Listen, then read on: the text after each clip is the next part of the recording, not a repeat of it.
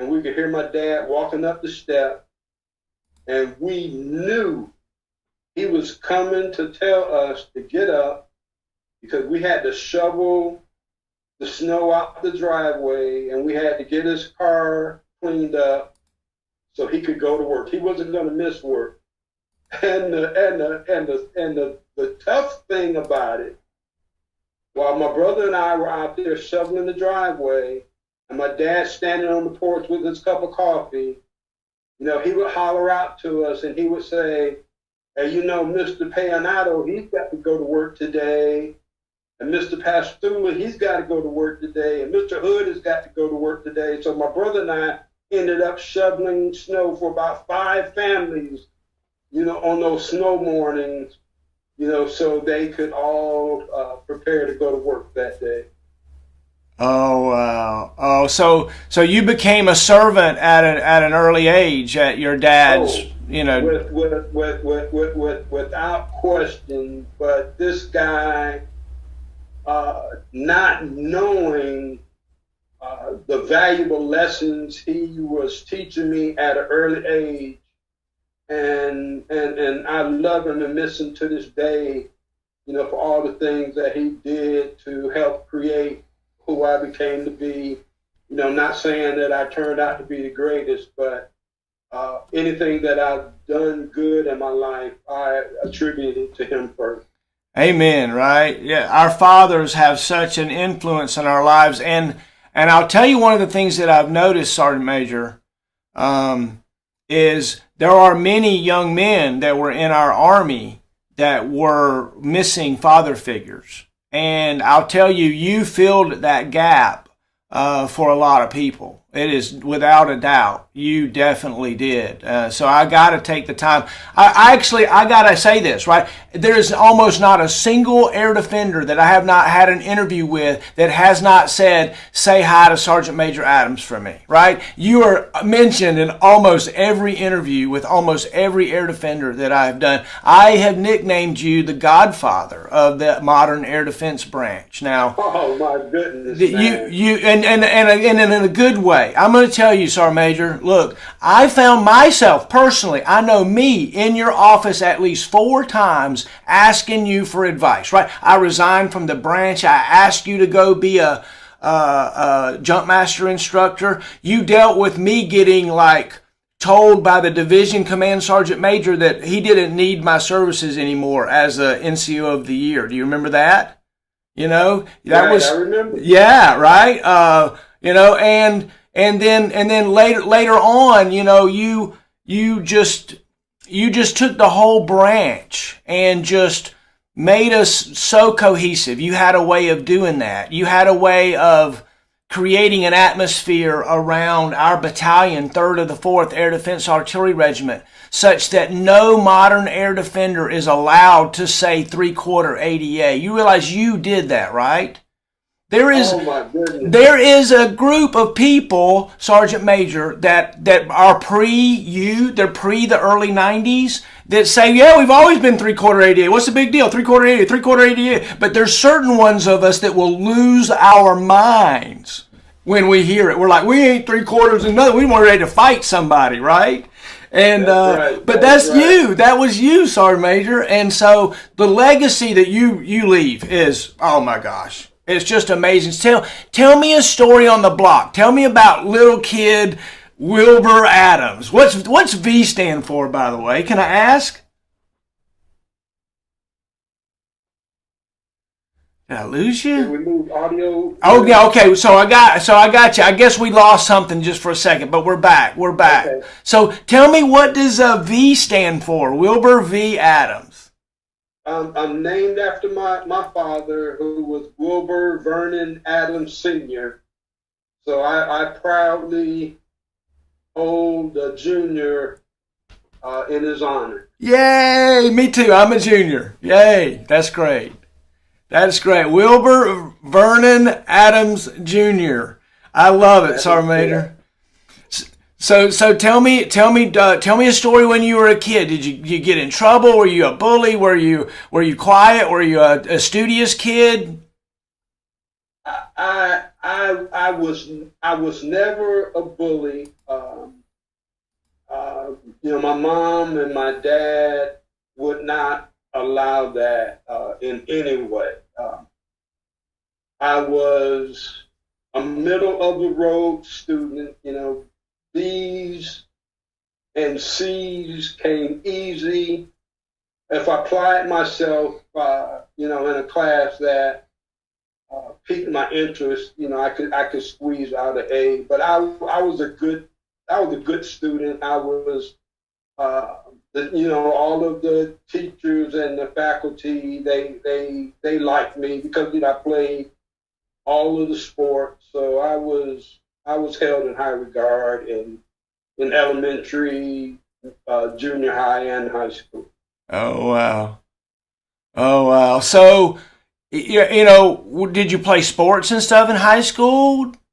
I did. I was the captain of the baseball team, and I was a pretty good first baseman. Learned that from my dad, and pretty good hitter, decent, probably better than average fielder, and I just enjoyed playing baseball my entire youth. Oh, that's great. So you were a first baseman, man. That's Mr. Reliable right there. There's nobody more reliable than a first baseman. That is for sure. That is for sure. Gotta secure that ball and get that out. That is awesome. That is great. Great. Did you have visions of being a pro ball player or anything like that? I did. I did. I played and was offered a couple scholarships to play baseball in college, and I also was invited to a camp. This was after I finished high school, and the Tigers was holding a camp up in Albion College in Albion, Michigan, and it was some big name guys, from my era. A guy named Frank Tanana, a guy named Ted Simmons, a guy named John Mayberry, who all played during the same time I was playing high school baseball. And all of these guys ended up making it to the pros. And I was wondering, I'm saying, why in the heck am I up here with these guys? I mean, they were on the fast track to the majors, and, I was just a decent, high school first baseman. And so I ended up staying up there the first week, and my highlight during that week was getting a base hit off of Frank Tanana. And I remember when he played for the California Angels, every time he pitched, I would tell my kids, man, I got a hit off of that guy, And so it was a tremendous honor to get up there and play with those guys and have an opportunity to share that experience with my kids. Oh, that's so great, right? That is so awesome. What was it about baseball that you liked so much? My dad. It goes back to my dad who grew up playing baseball.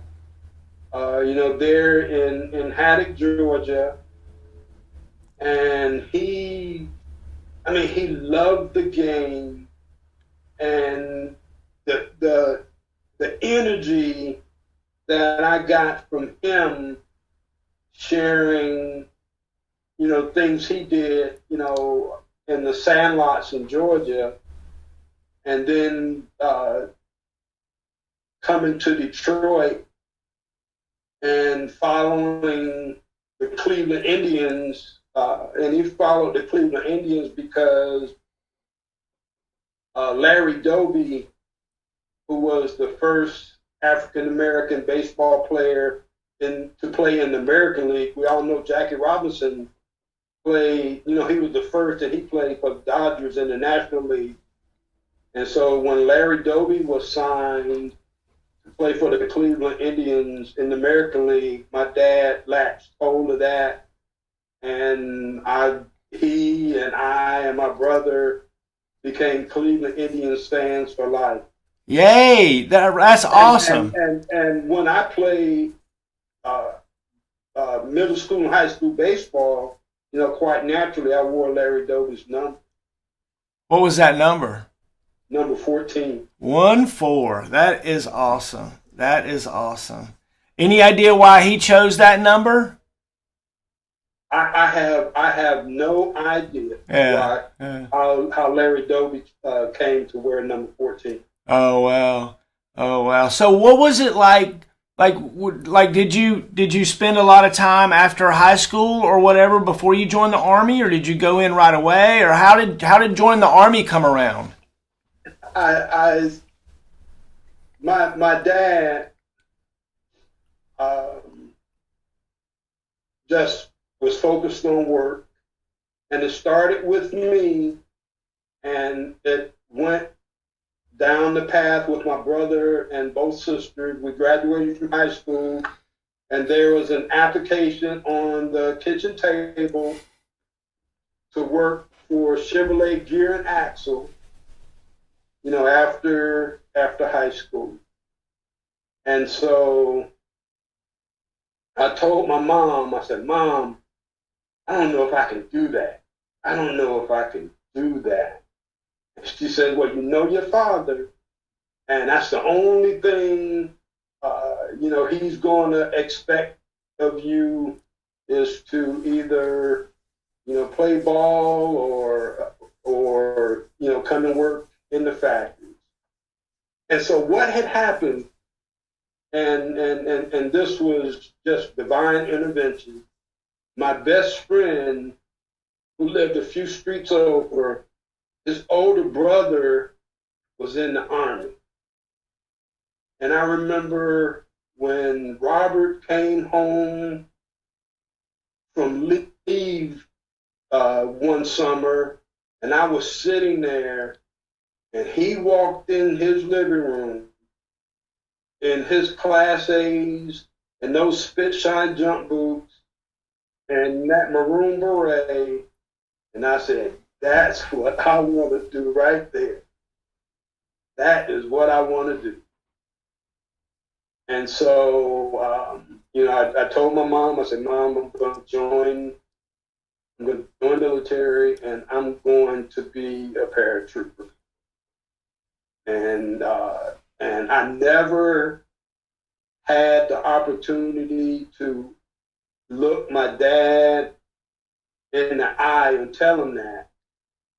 And I regret that to this day, but I just had, so much respect for him and, what he thought was the best life for me.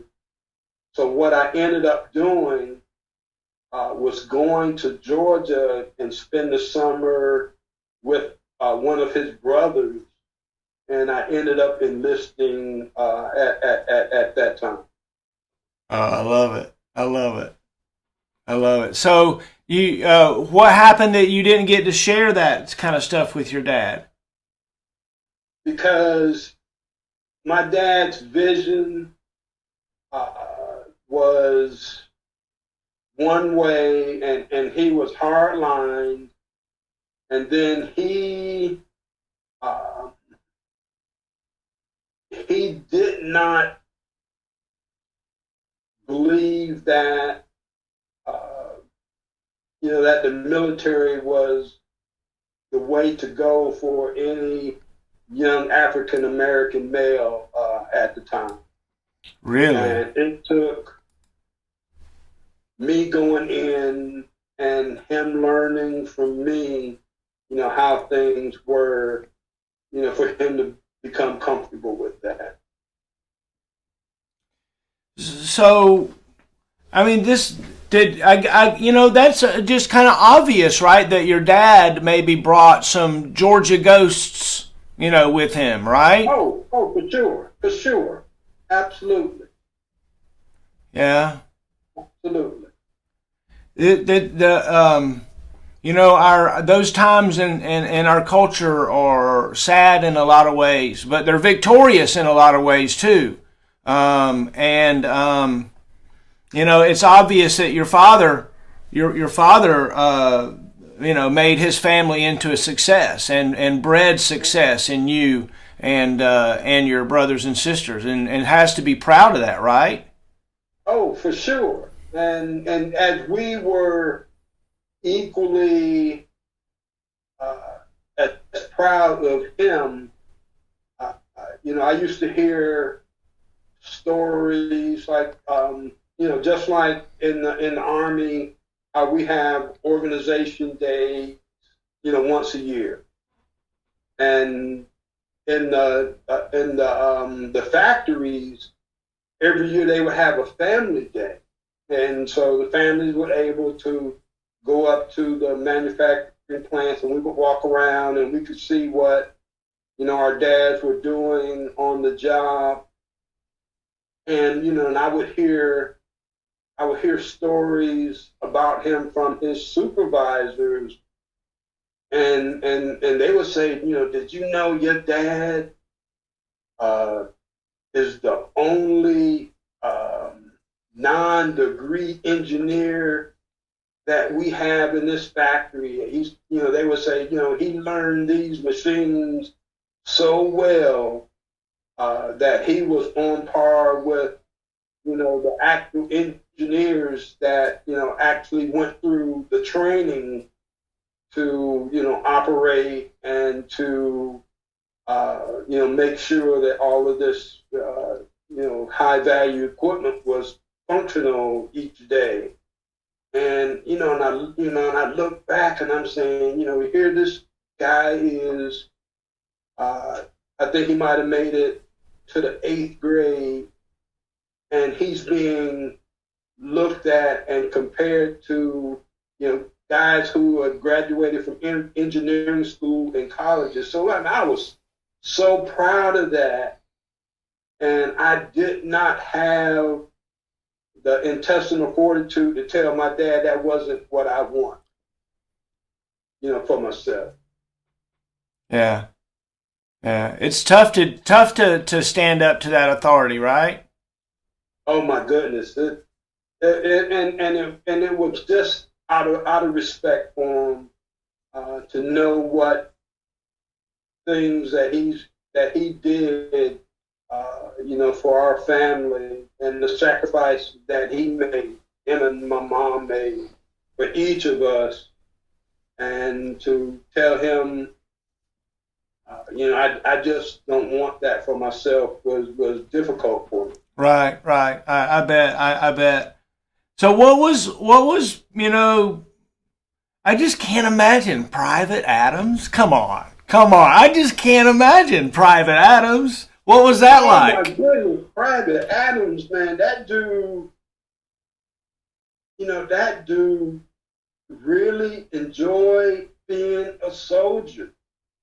I bet. I mean, he really enjoyed being a soldier. I was a first team papa, and I went through basic training at Fort Knox. Then I went to 16 Papa School at Bliss, and at the time, 16 Papas were chaparral or red eye. And so my first duty station after AIT was Fort Benning, Georgia. And so I'm thinking, okay, I'm going to airborne school, then I'm going to be stationed at Fort Benning, which was fine with me, with my dad's family, just being 2 hours away from Columbus, Georgia. So that worked out fine. And so what happened was I got to replace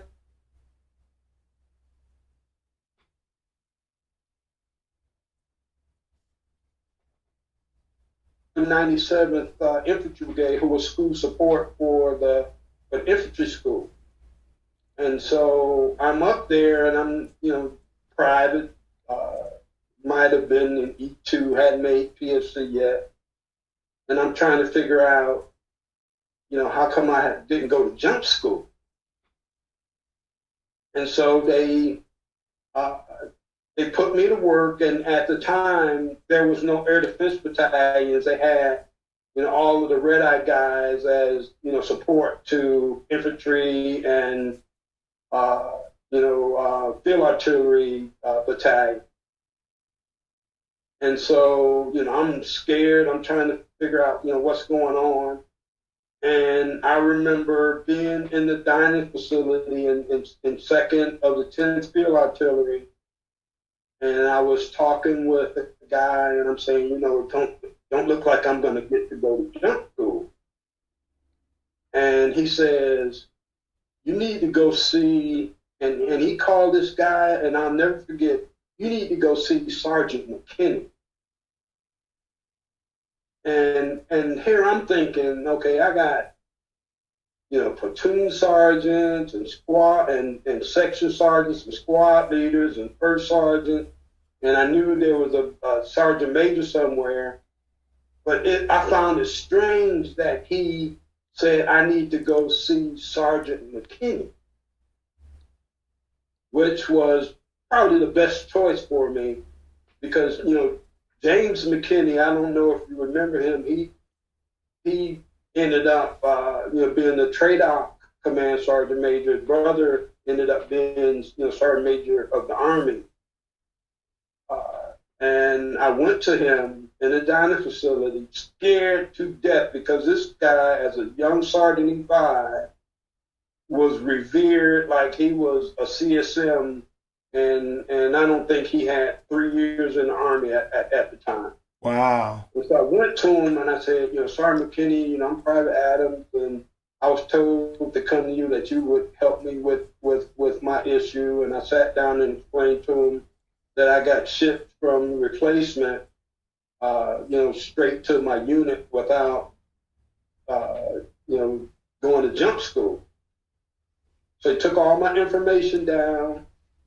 I say within 48 hours, they had my orders cut, sending me the 50th Company, United States Army Airborne School, and I was just amazed, that a non-commissioned officer could make something like that happen so quickly. Oh wow! So I went and joined 50th Company. Went through my 4 weeks of airborne school. And I returned to 210 Field Artillery and worked school support of the infantry school, the Ranger school, the infantry school. And I think over that 2-3 year period in support, I ended up getting like 16 jumps in. Oh, wow. During my time there at Fort Benning. Before I moved on to Fort Campbell from there. What year was this? What year did you enter the Army? I entered in February 2nd, 1973. Oh, wow. What uniform were you wearing? We were wearing the cotton fatigues. We had the TWs for summer wear, and we had the cotton or the wool Class A. Wow. Wow. So, I mean, let's see, 73, 83, you spent almost 10 years of your career running in boots. Yes, absolutely. Wow, right? Looking back on it, it's like, y'all were idiots. Great idiots. Straight up idiot. Pounding the ground in combat boots and not running shoes. Oh yeah, amazing. That look, it was a mentality. It doesn't matter. Harder is better. Harder is always better. That was the mentality back then. It was like it was all the softness came out of Vietnam like coming in 73. That's the tail end of it, right? And my goodness. Yes. And let me tell you something. those Vietnam vets, those guys were no joke. They scared the hell out of us each and every day. I'm saying, man, these guys are Looney Tunes. I mean, they're straight up crazy. And I remember times when we would be standing in the chow line, and guys from Vietnam, they would do their DAP line, and nobody was going to break it. I mean, if you were standing in line to get chow, you might as well turn around and walk away, because if you tried to break through that little DAP line, I mean, you were going to get your behind handed to. So, I mean, we kind of knew that and learned to try to get to the chow hall before they start showing up. Oh, wow. Oh, wow. So, I mean, look, back in 73, the doggone, the world was half segregated, and the Army was in just a crazy quagmire of all the different groups, and all just a mess of all of it. Did you find that a problem? I found it a problem, but I also knew that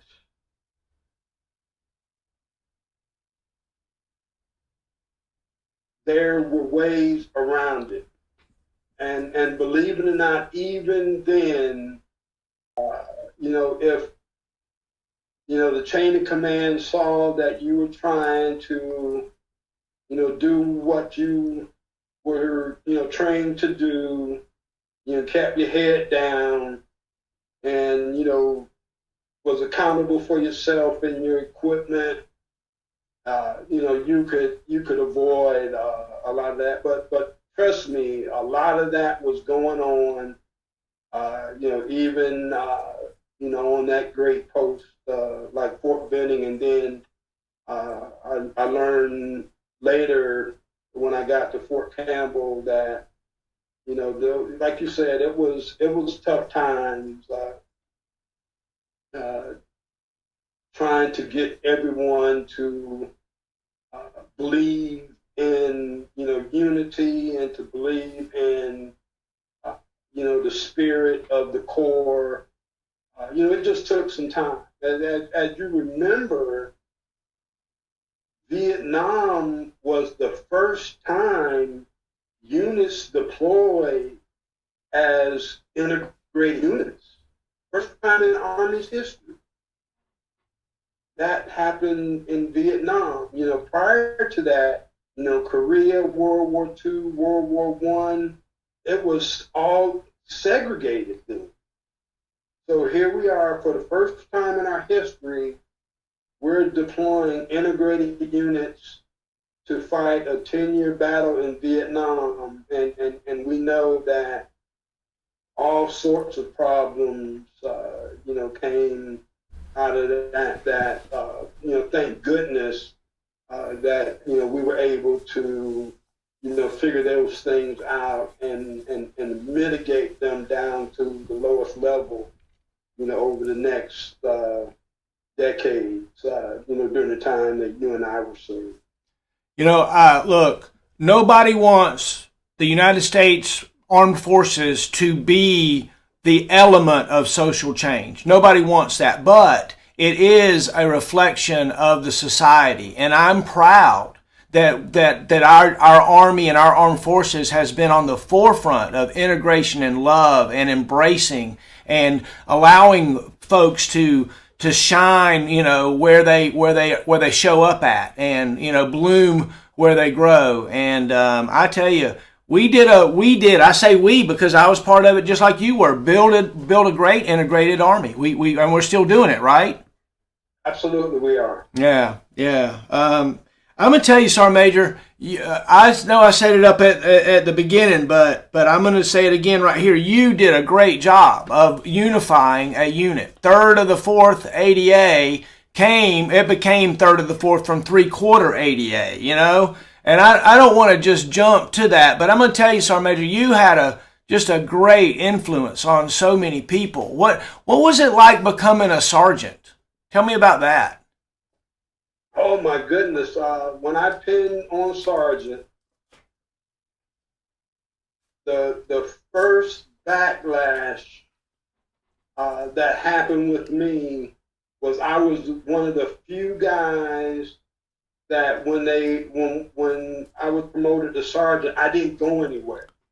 You know, there was no other battery where a 16 Papa could go, so I had to stay, you know, where I was.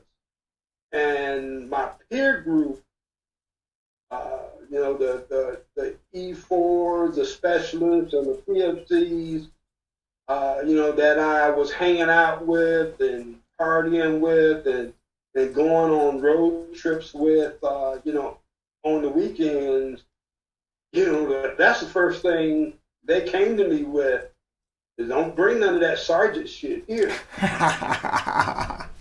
And so, you know, that made it tough on me until, you know, I was put into a situation that where, you know, either I was going to be a success at being a sergeant or I was going to fail miserably. And then, you know, like I said, one of the guys that helped me through all of that was James McKinney, because he had, at the time, he had become a staff sergeant.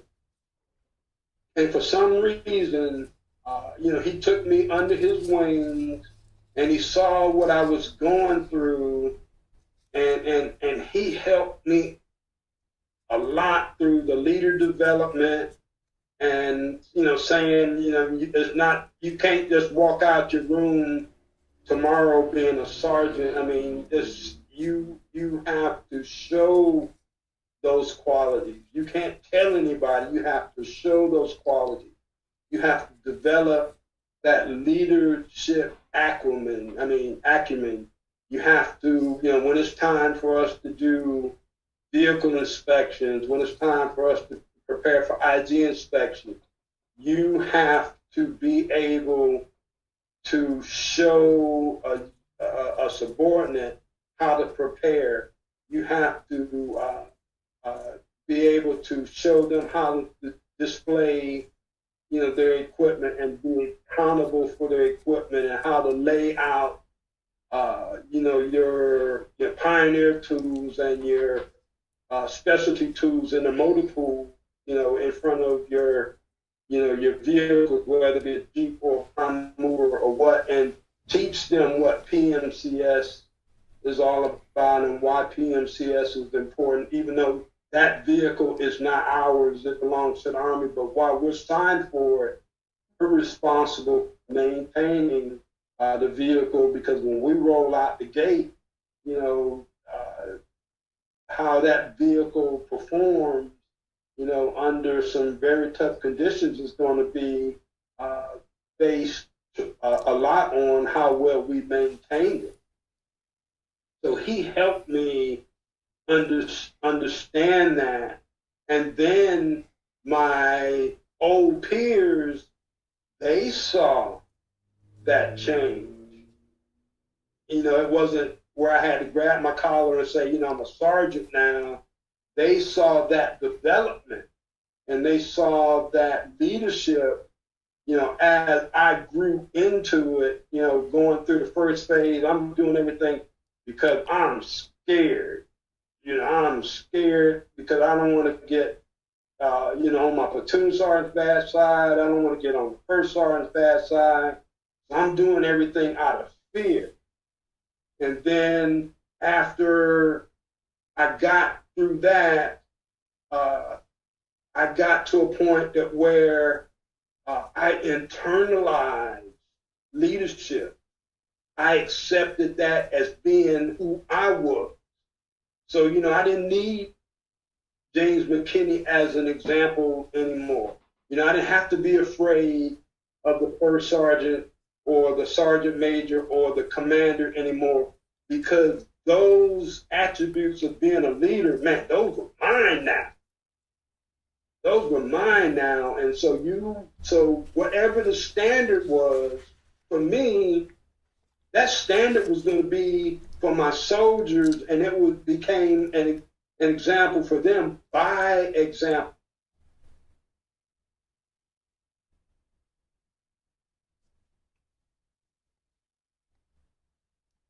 Where we learn Army regulations, we learn those things together, and then I learned early on, there's a performance gap.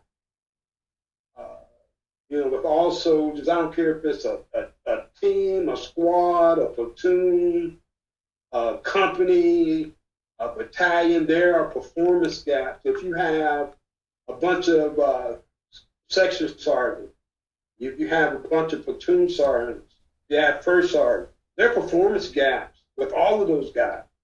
And you, as the leader, you have to figure out a way to show your top performers that you believed in them and that you knew that a style of leadership that would be beneficial to them, you would provide.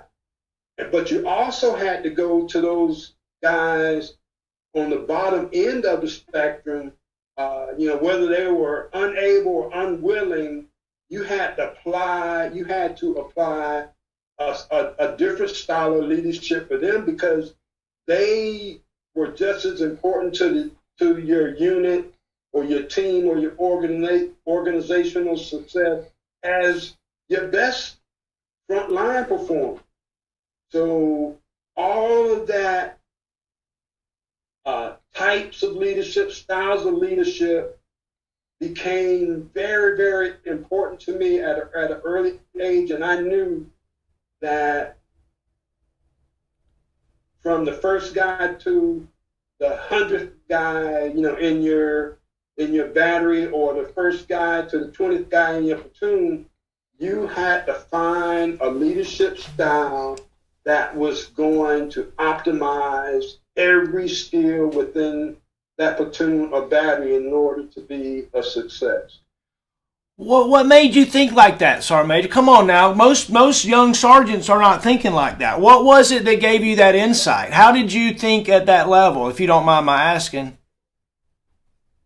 I go back to James McKinney, and he pushed me toward, Soldier of the Month boards and Driver of the Month boards, and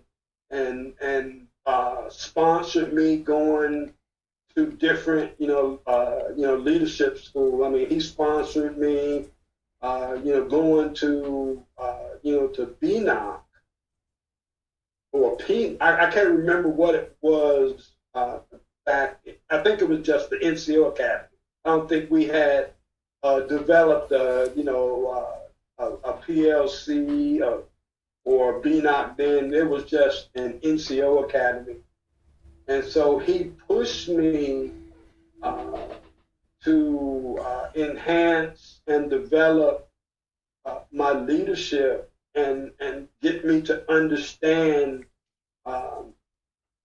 thinking forward and organizational success is based on every element within your authority. And so that's why I said I was very, very blessed early on, to have guys like James McKinney in my life, and he kicked our butts. And even though I wasn't in his FDC section, he just took control over a lot of the minority soldiers, and he would not let us stray, from our duties and responsibilities, within that organization. And I'll share another story with you. He was chewing me out about something in the motor pool, And so he got me locked up, and he's going up and down for something I did wrong. And I happened to look up, and I saw this guy approaching. And when he got up to us, I turned and I looked at him, and I'm saying, at the time I didn't know that Sergeant McKinney had a twin brother. And I said to myself, oh my God, it's two of them. And I laugh and talk, and he and I are good friends to this day. He lives down close to I forgot what little town in Florida he lives in. But he and I, we speak on the phone, about once a month, and as far as helping me understand potential and leadership, he laid that foundation for me. He really did. That is absolutely amazing, Sergeant Major. It is absolutely amazing that direct mentorship at that level by somebody that is that outstanding, obviously, and his brother that is that outstanding. It's amazing how cool that is. And we saw that happen in 3rd of the 4th, day after day, moment after moment, right? We had such amazing NCOs in that battalion. Let me tell you something. You guys were more than amazing. I could not believe, when I showed up, the quality of non-commissioned officers that was in 3rd of the 4th Air Defense Artillery Regiment. I'm saying, how in the world did the Army find a way to put the best non-commissioned officers in the Army, in one place?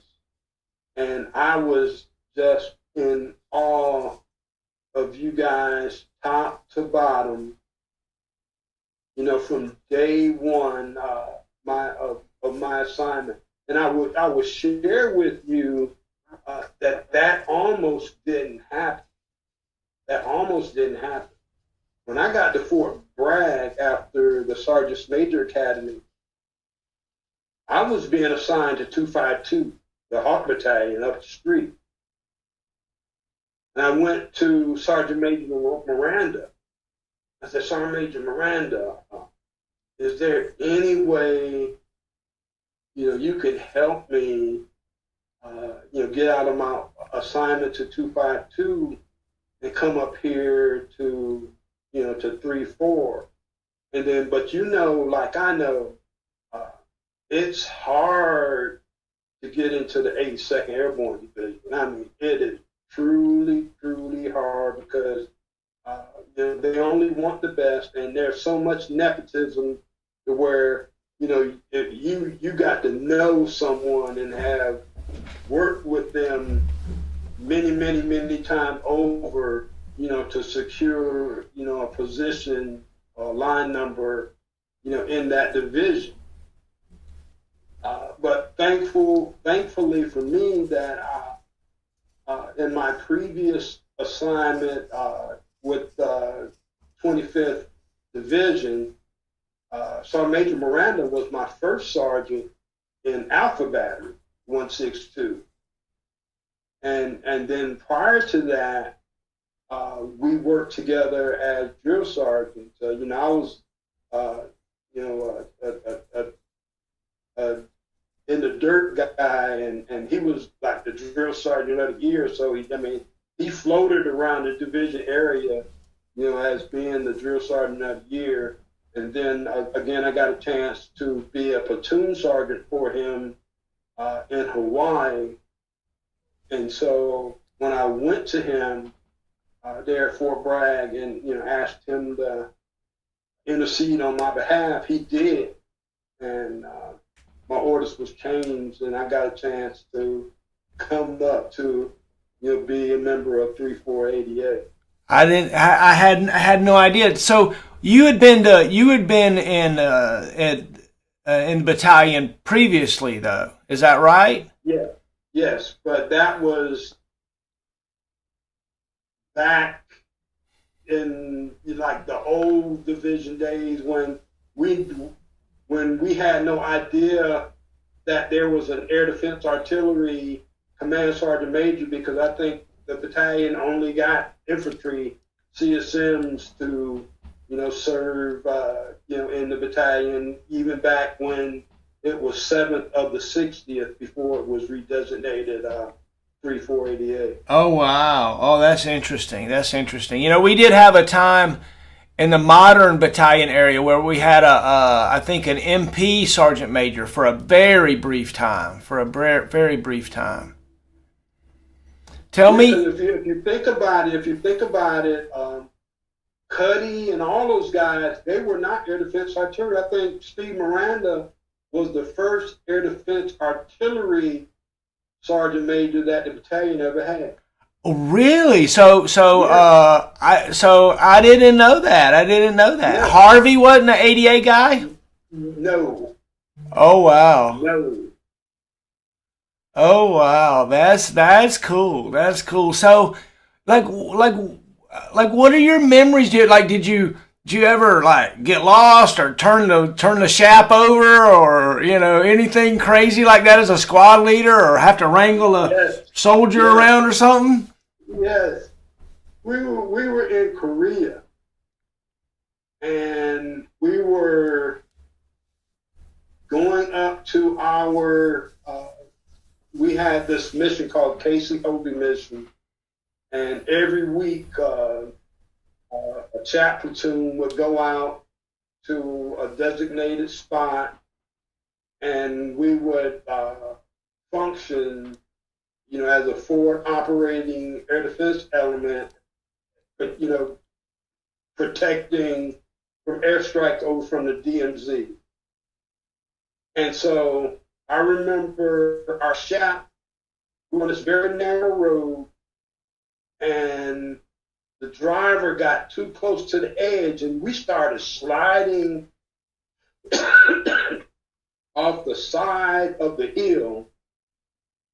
And I'm thinking, we are getting ready to tip over. We're getting ready to tip over. And we just so happened to get a hold of our maintenance sergeant, and he drove. I think we had to be on that hill. I would have said 3 or 4 hours, but it ended up being less than an hour.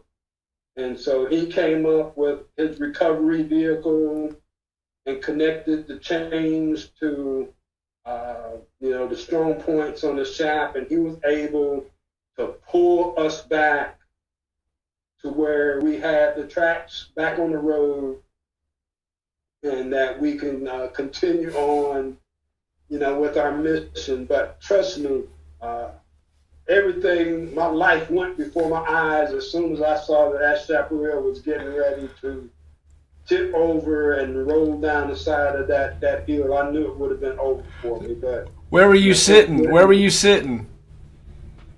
Say again? Where were you sitting in the chap? Yeah, I was inside the turret. I was inside the troop compartment, and the driver was saying, "Oh man, we're in trouble." And then you could feel the track sliding to the left, and so we put it on brakes. We got out, and we lightened the load on the right hand side, on the left hand side of the shaft, so that the preponderance of the weight would still be on the right hand side, and it held on until the wrecker got up there and pulled us to safety. Oh my gosh. We had happy times and we had sad times in the Army. Do you remember a time where maybe you reminisce or look back over a soldier that we lost? I think of lots of memorial services that I went to and unfortunately had to officiate a couple times. Do you remember a time? I will I do, and it's something that will stay with me for the rest of my life, even though the situation, this particular situation, didn't happen in our battalion, and I can tell you about the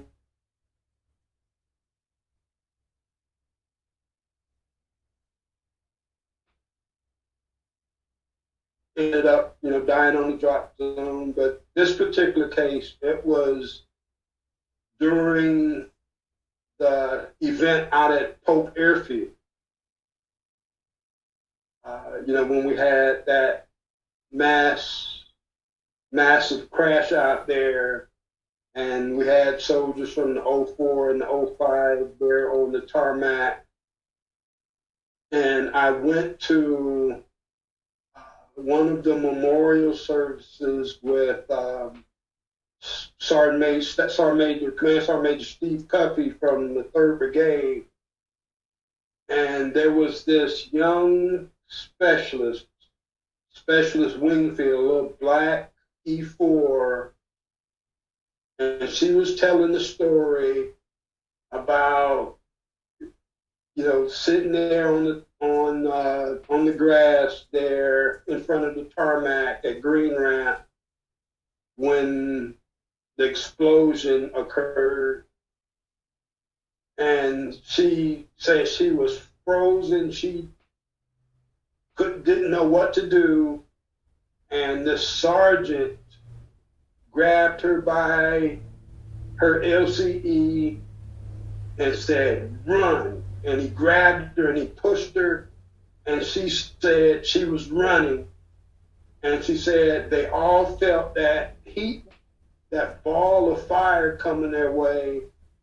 And she said the sergeant threw her to the ground, laid on top of her, and said, "Don't worry, I got you."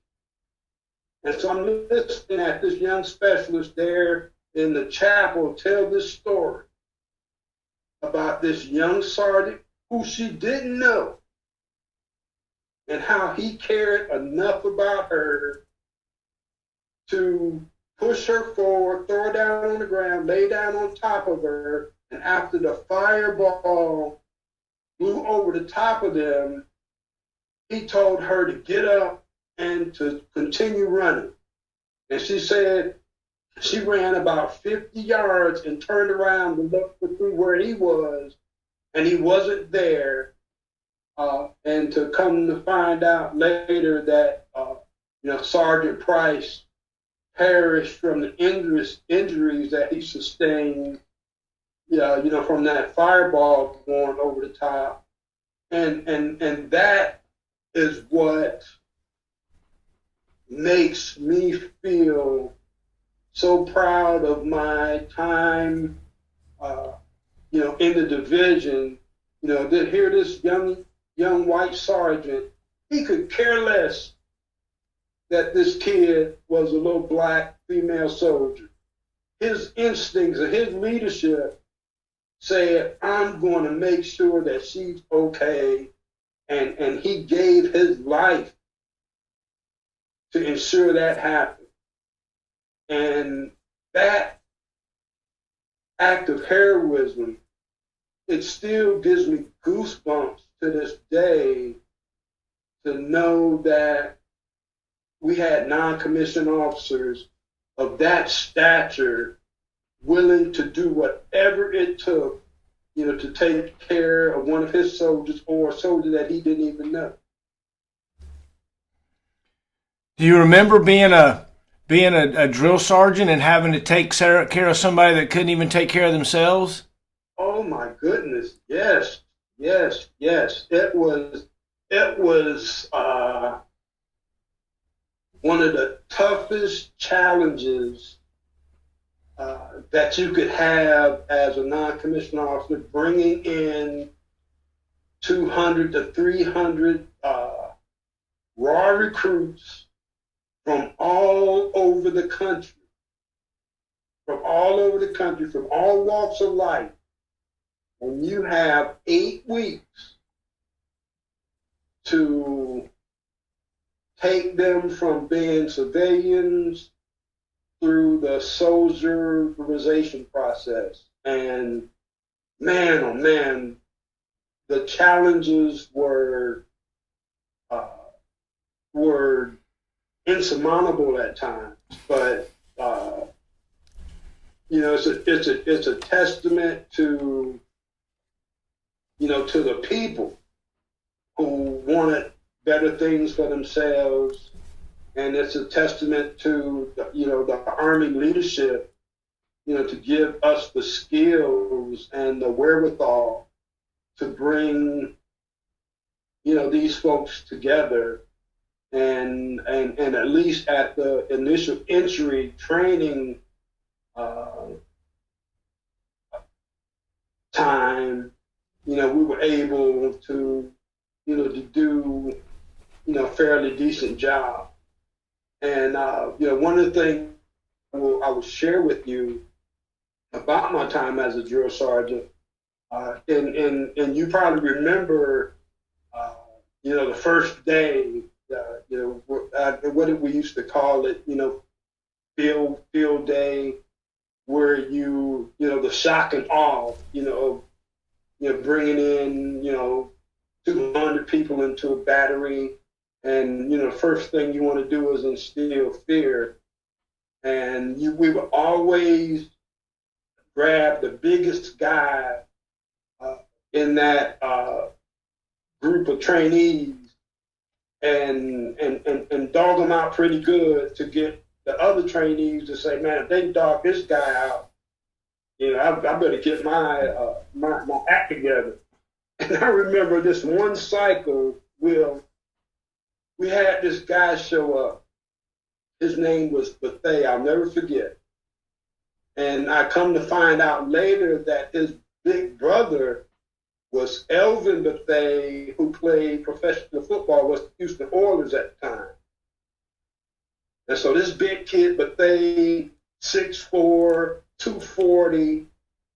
And so my fellow drill sergeants, they turned to me and they said, this one's on you, big guy. And so I'm saying, so you want my time as a drill sergeant in the day, if you think I'm going to go and try to break this big kid down, so you guys could have something to have laughs about, down the road, I say, it ain't going to happen. It ain't going to happen. So, but I knew we had to do something. And so I grabbed a duffel bag. I threw the duffel bag at his feet. I ran up to him. I jumped up on the duffel bag. I put the bill of my campaign cap in the bridge of his nose, and I started hollering at him. I don't know what I said, and I don't know what I seen because I think my eyes were closed. But then when I opened up my eyes and saw he was shivering a little bit, I said, thank you, Lord. That we were able to get that part of the shock treatment done without me getting my head snatched off my shoulders, because at any point in time, this guy, if he'd have got angry enough to body slam me, I mean, he could have probably done it pretty easily. Oh my gosh! But that turned out to be, to my benefit, that we were able to, shake him up a little bit to where, he didn't retaliate. Let's take a minute and let's watch this tribute slideshow that I've done for us. I'm not sure that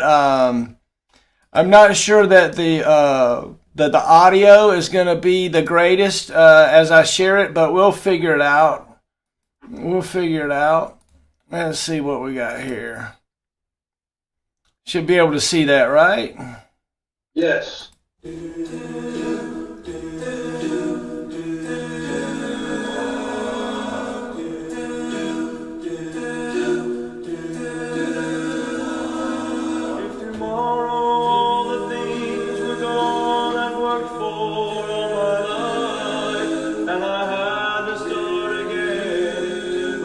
children and my wife. I thank my lucky stars to be living here today, 'cause the flag still stands for freedom, and they can't take that away.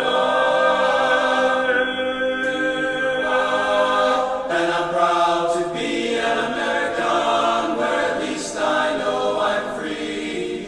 And I won't forget the men who died, who gave that right to me. And I'll gladly stand next to you and defend her still today. There ain't no doubt I love this land. Love this land, God bless the USA. Do, do, do, do, do,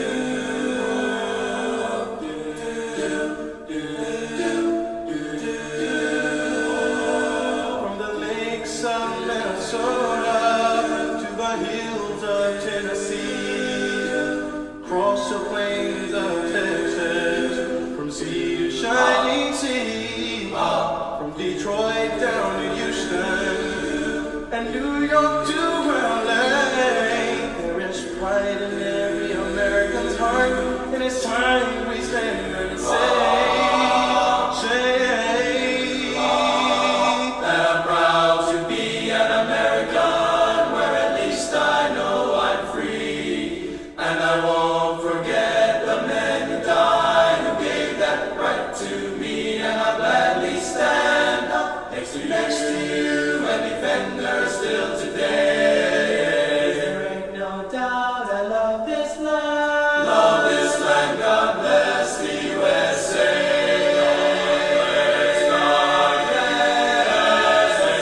God bless the USA.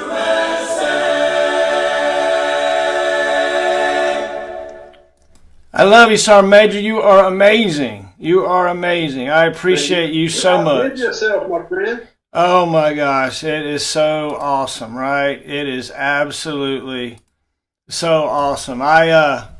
It's fun to hang out together and talk about things and old memories and make memories. This is all about, leaving memories and things for our grandkids and those that care. I just can't tell you how many people that I've talked to. I've done almost 100 interviews now. And I'm going to tell you, your name comes up in 2/3 to 3/4 of the interviews. Of course, I'm talking to air defenders, but you played a pivotal time in our branch, and you did so many good things. I mean, you went to the highest level. You really couldn't have gone much higher of a nominative position without going to, being a sergeant major of the Army and those kinds of things. As you look back and you think of becoming a command sergeant major, what was it like to take on that responsibility, to no longer be worried about, one unit, so to speak, accomplishing a mission, but worrying really about all the people? Well, I was scared to death, to be honest with you. I remember, and you showed a picture there of the air defenders that was in my class 38 graduating class, and you saw Pascal Hilton there. You saw Nate, the original bear, and we had some bad dudes, come out of that class.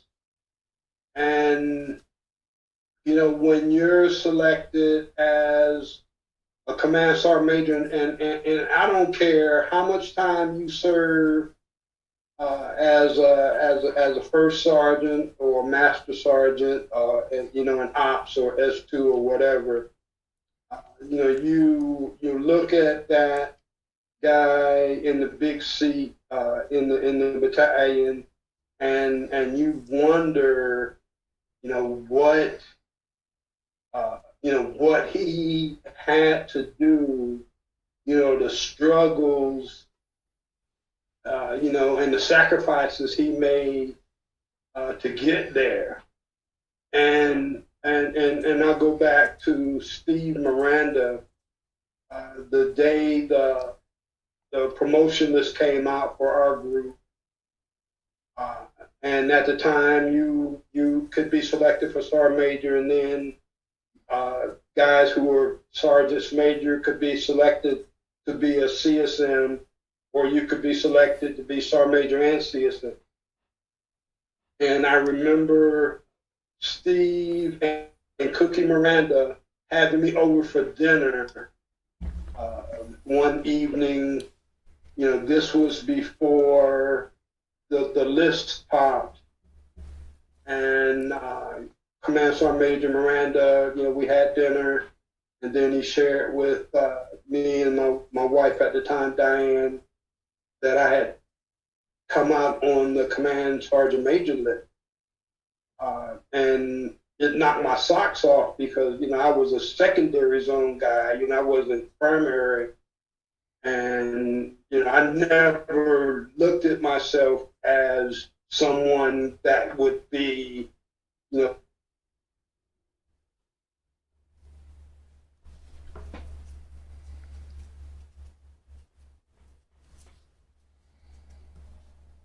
Carl Waters, you know, all those guys who were below zone guys to CSM.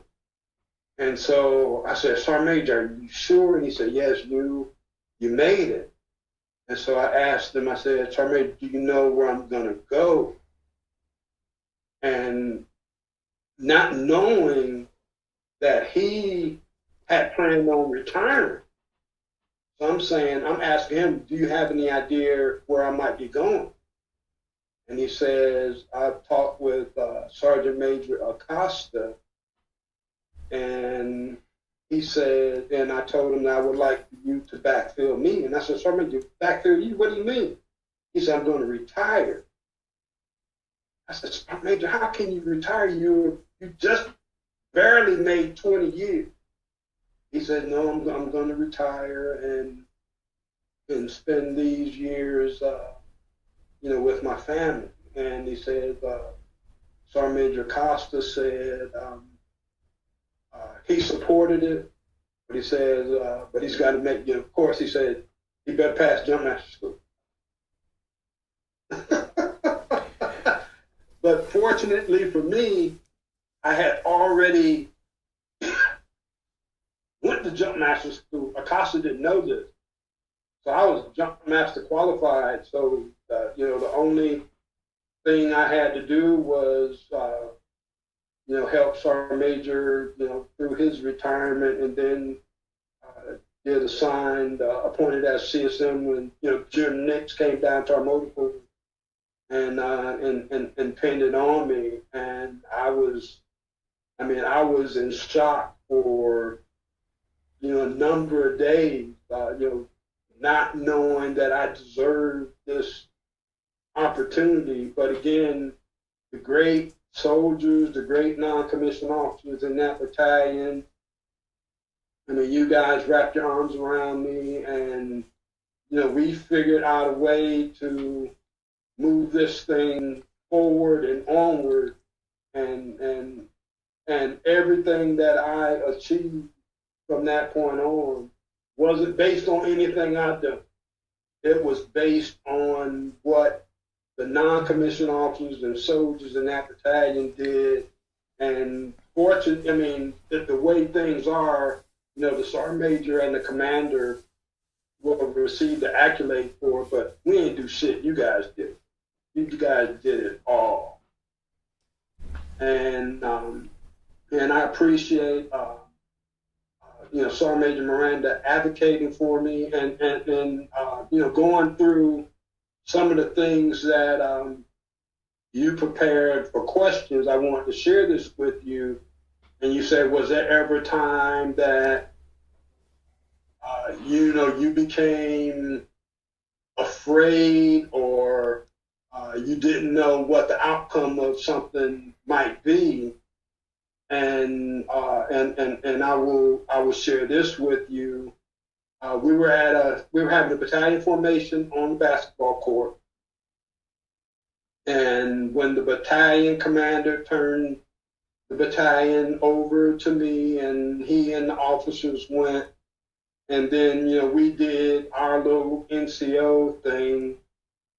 And so we were in formation, and this captain from the armor battalion, he just started walking through our formation. And so I saw the eyes of 359 air defenders turn toward me, because we all know you don't walk through nobody's formation. That don't happen. And so I got to do what I got to do. So I go up to this captain. I said, "Sir, what are you doing?" I said, "You can't walk through my formation." He said, "I can walk through anything I want." And so right before I grabbed this guy, because he had to be grabbed. Had to be. There's no way that young captain was going to walk through the formation of 3rd of the 4th Air Defense Artillery Regiment. It wasn't going to happen. And if I was going to have to go down for that, then so be it. But Captain Underhill, the great Captain Underhill, saw what was transpiring. And Captain Underhill ran before I reached to grab this guy. He grabbed him. And he said, "Captain," he said, "I don't know how long you've been here." He said, "But the one thing I'm getting ready to tell you, you might walk through any other formation in this division area, but you're not walking through a battalion formation in this battalion." Oh, so yeah. I asked him to turn around and walk away, before, things get out of hand. He said, because if you look around, it wasn't going to happen. And so I looked at Captain Underhill and told him thank you, because as a result of me putting my hands on this young captain from the Army Battalion, it wasn't going to be good for him. And so, Captain Underhill coming in and making sure that it didn't get to anything like that. I'm forever thankful for him, for that. And then you look at this guy and he became a general officer, and so he was just ahead of his time, and he really came to the aid of his old battalion command sergeant major, and kept a bad situation from getting real ugly. So tell me, Sergeant Major, where this aversion to 3/4 ADA come from? Because it's plain as day. It comes from you.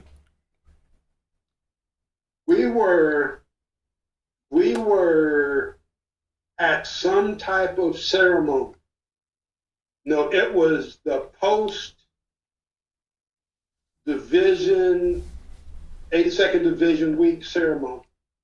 And at the time,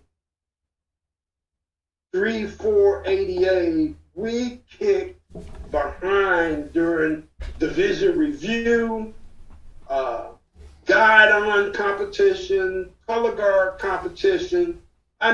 We had a clean sweep of everything. This little small battalion, we were the toast of the town in the 82nd Airborne Division after Division Review Week. And I remember the division commander. Was it Steele? General Steele, William Steele. He came up to me and he says, "Sergeant Major, 3/4 ADA kicked ass during Division Review Week." I said, "Sir, we're not 3/4 of anything." Oh, wow. That's where it started. Oh, my goodness. He looked at me, and before he started chewing me out, he understood how important that was. Right. And he said, yeah, I guess you guys aren't 3/4 of anything. And I think what he shared down the road, and then what the folks around who heard that interaction, I think that's where that it was born at that time. Not that I'm taking credit for it. Oh no, you did it. There's no doubt about it. There's no doubt about it.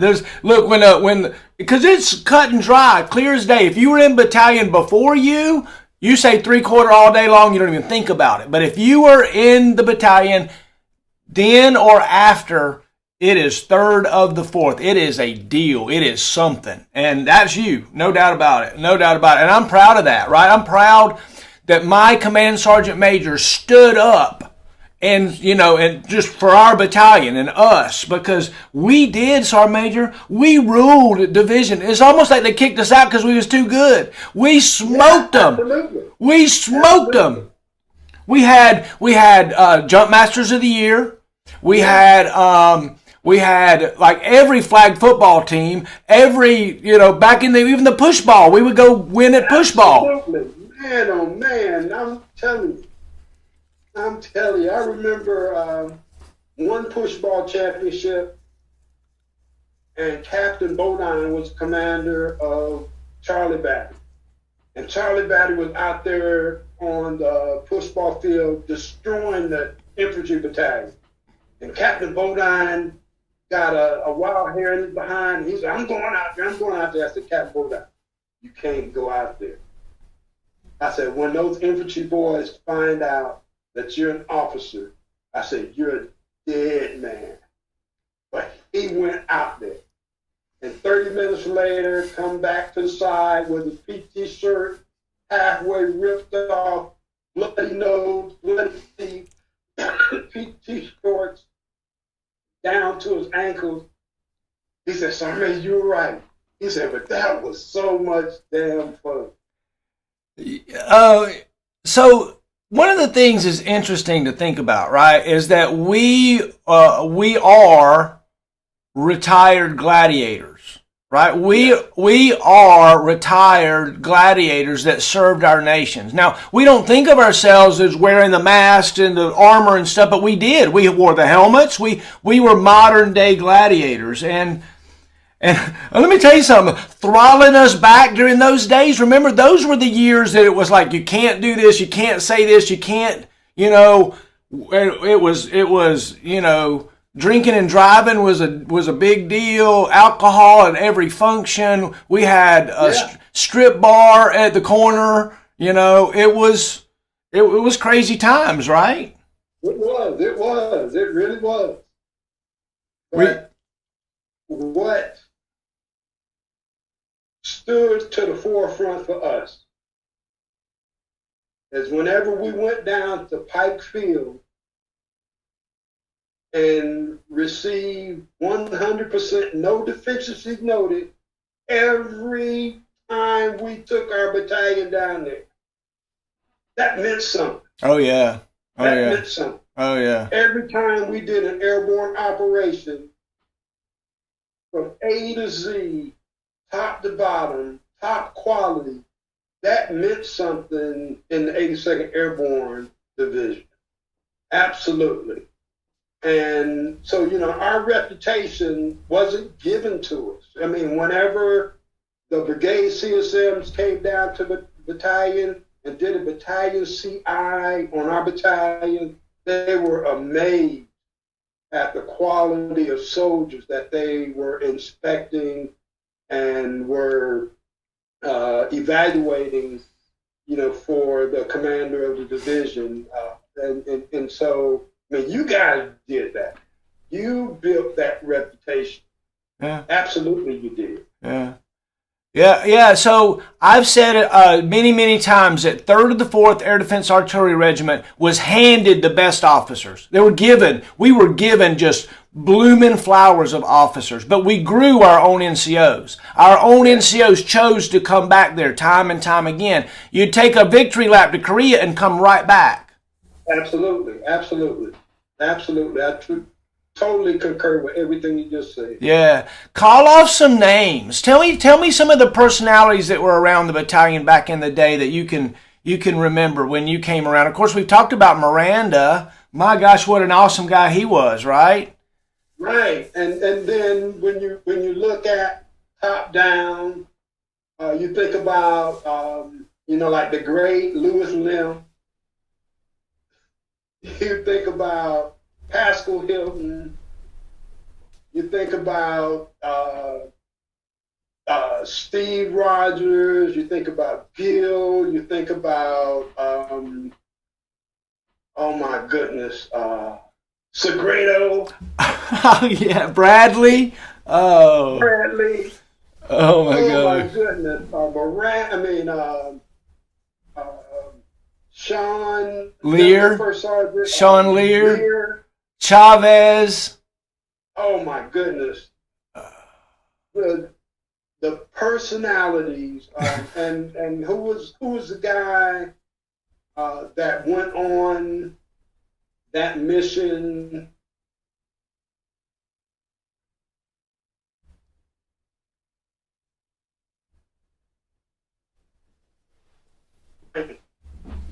And he was first sergeant in Bravo Bat. I'm sorry, you broke up. I missed it. Say again. The guy who was part of the two stingers that was getting ready to go into Desert One, into Iran. Oh, Bobenmeyer. No, not Bobenmeyer. No? He ended up being first sergeant in Bravo Bat. He flies the little ultralight airplanes. Really? Yeah. I don't know. I gotta think about that. I'm drawing a blank. Oh my goodness. You gotta know. I probably do. I'm just drawing a blank. Yeah. And I'm disappointed that I forgot his name. Oh, so many great times. You know, we told this story before, but remember we were getting off the aircraft in Haiti, and back from going to Haiti, and we're helping these guys offload. You and I are helping them, and all of a sudden this grenade comes rolling down the ramp, and we just both looking at it, right? Remember that? Marshall, let me tell you something. You talking about pucker fact. And you and I had this discussion. You know, when the tailgate came down and this unsheathed hand grenade is rolling off the ramp, and you and I look at each other, and then we look to see if the pin was still in there. I mean, by the time that we did that, I mean, it should have been show over anyway.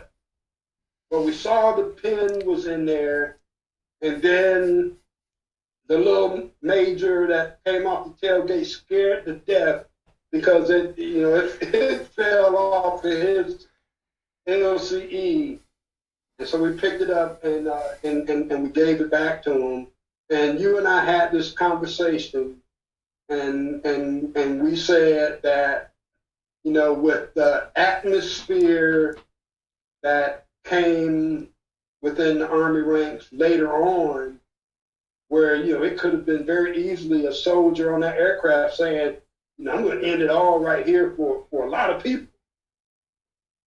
And you and I thought about that, and we had that discussion, and fortunately, you know, for us, the guy just lost control, of a hand grenade, but that was something. That was really, really something to go on that flight to almost, and then come back and to have that terminate that that operation was quite something.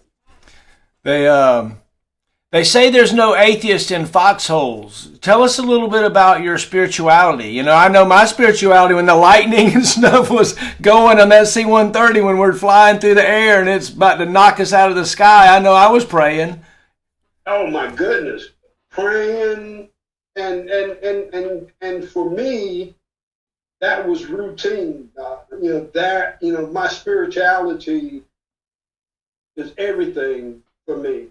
There's nothing that I've ever done in my life. There's nothing that I've achieved, whether it's in civilian world or in the military, that wasn't because of the grace and mercy of my Lord Jesus Christ. Nothing I did would have happened, without His, grace and mercy. And every time we roughed up and got shooted up and got JMPI, that prayer went into effect. Praying for pilots, the maintenance guys, all of the, airborne team, jump masters, the AJs, the safeties, load masters, even Pete Cuevas when he was down as a ground liaison, lying about it's only 5 knots and it was blowing 25. That prayer went out, and once I put it in the Lord's hands, I was good. I didn't think about it, but I had to make sure that I gave all the glory to Him, that we were able to do those grandiose things at the level that we did them, on day in and day out.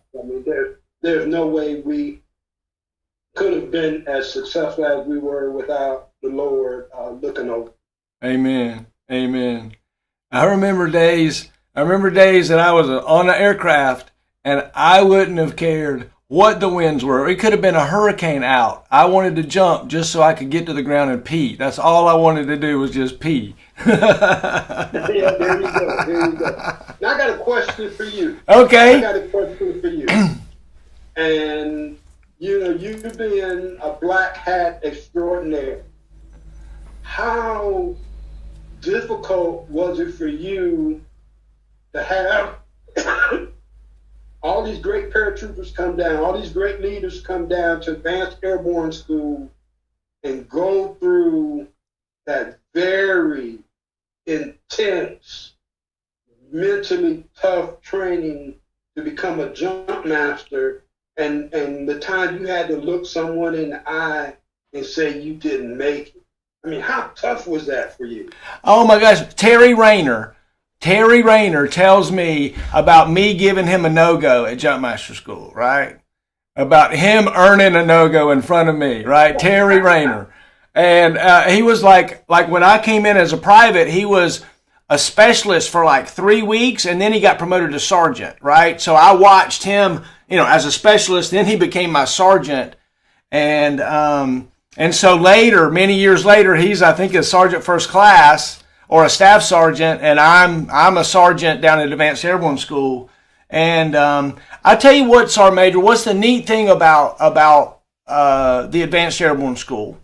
Unlike almost any other place I was ever at, when we walked through the door there, every instructor had the same mantra: the standard is the standard. Whatever the standard is, we follow that, and we go from there.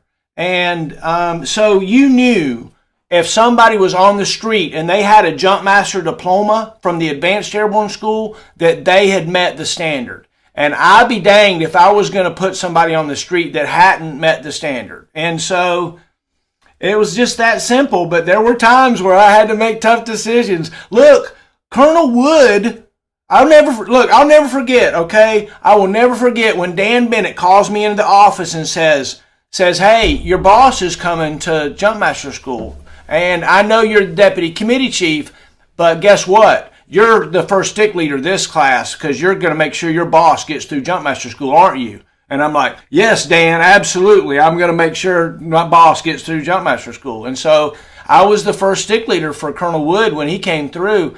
And talk about pins and needles, right? When I sent him off to be graded, I wasn't going to grade him, but I sent him off to be graded. I was I mean, that's my boss, man. That's my boss. You got to get there. You know, he's already a sitting battalion commander. There's no way Right. that I can allow him to fail. I mean, I was working night, weekends, anything it took. Well, it turns out he didn't need it. He was good, but he just, he just didn't get in a hurry about nothing, never Right. did. That's true. But when it was time to perform, boy, he performed, and he got to go, and I was watching from around the Connex. I promise. Oh yeah. So yeah, look, being a jump master instructor was one of the most rewarding times in my career. Right? It really was. There was a lot of prestige and power and fun and experience. I got to write. I basically wrote an Army manual. I taught 80 of the best students that the division could bring to me every 3 weeks, right? You didn't go to jump master school as a yo-yo. You weren't somebody that just hanging around. We had, there's so many there's several generals that I'm in touch with now. Trevor Breedenkamp, one that was a student of mine, right? He was a captain, and now he's a 2-star general, and it's really neat seeing all those people come through, and it was just and kind of to get away from the airborne stuff, but the air defense community. Isn't it amazing how small we were? How small of a community we were? Yes, it was amazing. How small the air defense artillery community was compared to everyone else, but it did not take away from the quality that we developed in our branch. I can look around, in our battalion. I mean, you look at the guys who are doing great and wonderful things right now. I mean, the guy you had down in Charlie Battery, Bruce Tyler, who went on to become a lawyer, and now he owns a bourbon distillery outside of the battalion. I tell you, one of my best friends, a guy named Terry Thurman. He was a 10th Mountain guy, and he and I were in the 25th together with Miranda. And this guy, post-retirement, I mean, he was like the city manager in Rogers, Arkansas. I mean, the city manager. And he answered to the mayor. And the mayor at the time was a guy named Womack, who went on to be, and still is a sitting congressman. And so Terry, I was TDY at Fort Leonard Wood. I can't remember what the event was, but this guy, I mean, so talented. I mean, he and his wife and their 2 boys they could have been the poster family for the Army. I mean, they were just a great Army family. And this kid, he had it rough in the beginning because he was like one of the guys who made like E7 with just a little over 7 years in the Army. And so, I mean, he had, a lot of haters, because he was so successful so early in his career. But he and I became good friends to this day. His son does stuff with VA and has been tremendous help to me, with my disability claims. I mean, just a great Army family. His wife, Pam, who's a little ill right now, just a wonderful, wonderful Army wife and mother. And so this guy, I'm at Fort Leonard Wood, and he says, "Hey man, why don't you come spend the weekend with me and Pam here in Arkansas?" I said, "Terry, that's quite a long drive, man. I don't know if I can get out of this training on Friday and get to Arkansas in enough time to enjoy, hanging out with you guys. He said, don't worry about that. He said, I come pick you up. I said, no, Terry, there is no way I'm going to have you drive this far. He said, I'm not driving. He said, I'm flying my airplane. There you go. Dude, this guy, this retired Army First Sergeant, flies into the airfield at Fort Leonard Wood, Missouri, with his Cessna aircraft, picks me up and takes me back to Arkansas with him, and then Sunday flies me back to Fort Leonard Wood. Dude, I need friends like that. Man, and I'm telling you, when you look across, the Army, when you look across our battalion, we have so many guys that have done so many great things. We have the guy that just recently retired.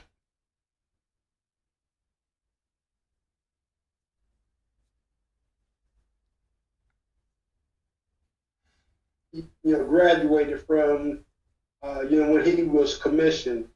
You look at Tom Williams, the talented stuff that he has done. This guy, like you, guitars. He has an arms room in his basement that would, make Remington and Winchester blush. This guy, he's a world-class skeet and trap shooter. He still plays tennis, every day, and then he can play that guitar just like you. It is amazing. You got Russ Bodine, who is one of the top guys there in the Pentagon. We, out of our battalion, out of Air Defense Artillery, you look around, and we were blessed with some talent that's out of this world. We really were. Oh, totally. Crazy, amazing talent. What the thought again is that more and more just the understanding that we were straight up gladiators. We had guys that were willing to strap a missile on that was as big or bigger than they were, and to belly up to the door of an airplane and jump out, didn't know where. Right. 2 or 3 o'clock in the morning, don't know where the ground is. Yeah. But those front 8 guys with those SMJPs, they were going out the door. Hey, so one of the neat things also about the SMJP, right? Check this out. 5 foot 8 inches in height or taller. I seen guys like get on their tippy toes because they wanted to jump that Stinger missile, right? But I also saw people shrink because they didn't want to jump that missile, right? That's for sure. Yeah, I've seen both of it. It go both ways, right? I had soldiers that be like, hey, squad leader, I don't want to jump that Stinger. I got no desire to jump a Stinger. I barely want to jump out of the airplane anyway. And look, we all got it, right? We figure it out. We employ our unit in accordance with its capabilities. So we let the folks that want to jump the Stinger jump it. Because, look, there's some of them out there. They want to jump that Stinger. They're like, give it to me, Sarge. Give it to me. Yeah, absolutely. Yeah.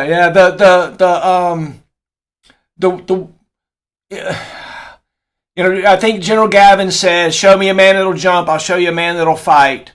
The soldiers in 3rd of the 4th Air Defense Artillery Regiment, I dare you to pick a fight with us when we're doing what we're doing, right? You will not win. We will smack down. Remember you let an infantry battalion cross the center line on our den. You let them cross the center line. Guess what? They got a fight on their hands, buddy. You better believe that. Oh my gosh! 900 against 300. Oh that 300 man! was going to show who they were. So I remember Flag and a couple of the other guys that used to talk about having riding the line, right? If you were running down Ardennes back in them days, if you cross that yellow line, you're gonna get a shoulder from the other guy. Oh, for sure. And the other thing, if you were on the other line and you were like going off or whatever, I mean, they would knock you into your own formation, and it was almost like battle. And right. And you were right. Flag was one of the enforcers. Oh, so looking for somebody to cross the center line. Yeah. So you know exactly what I'm talking about. Flag was being. I mean, he wanted it. He wanted a fight, buddy. I tell you, he made the runs just to make sure that the other units stayed where they're supposed to stay on the other side of that line. That's for sure.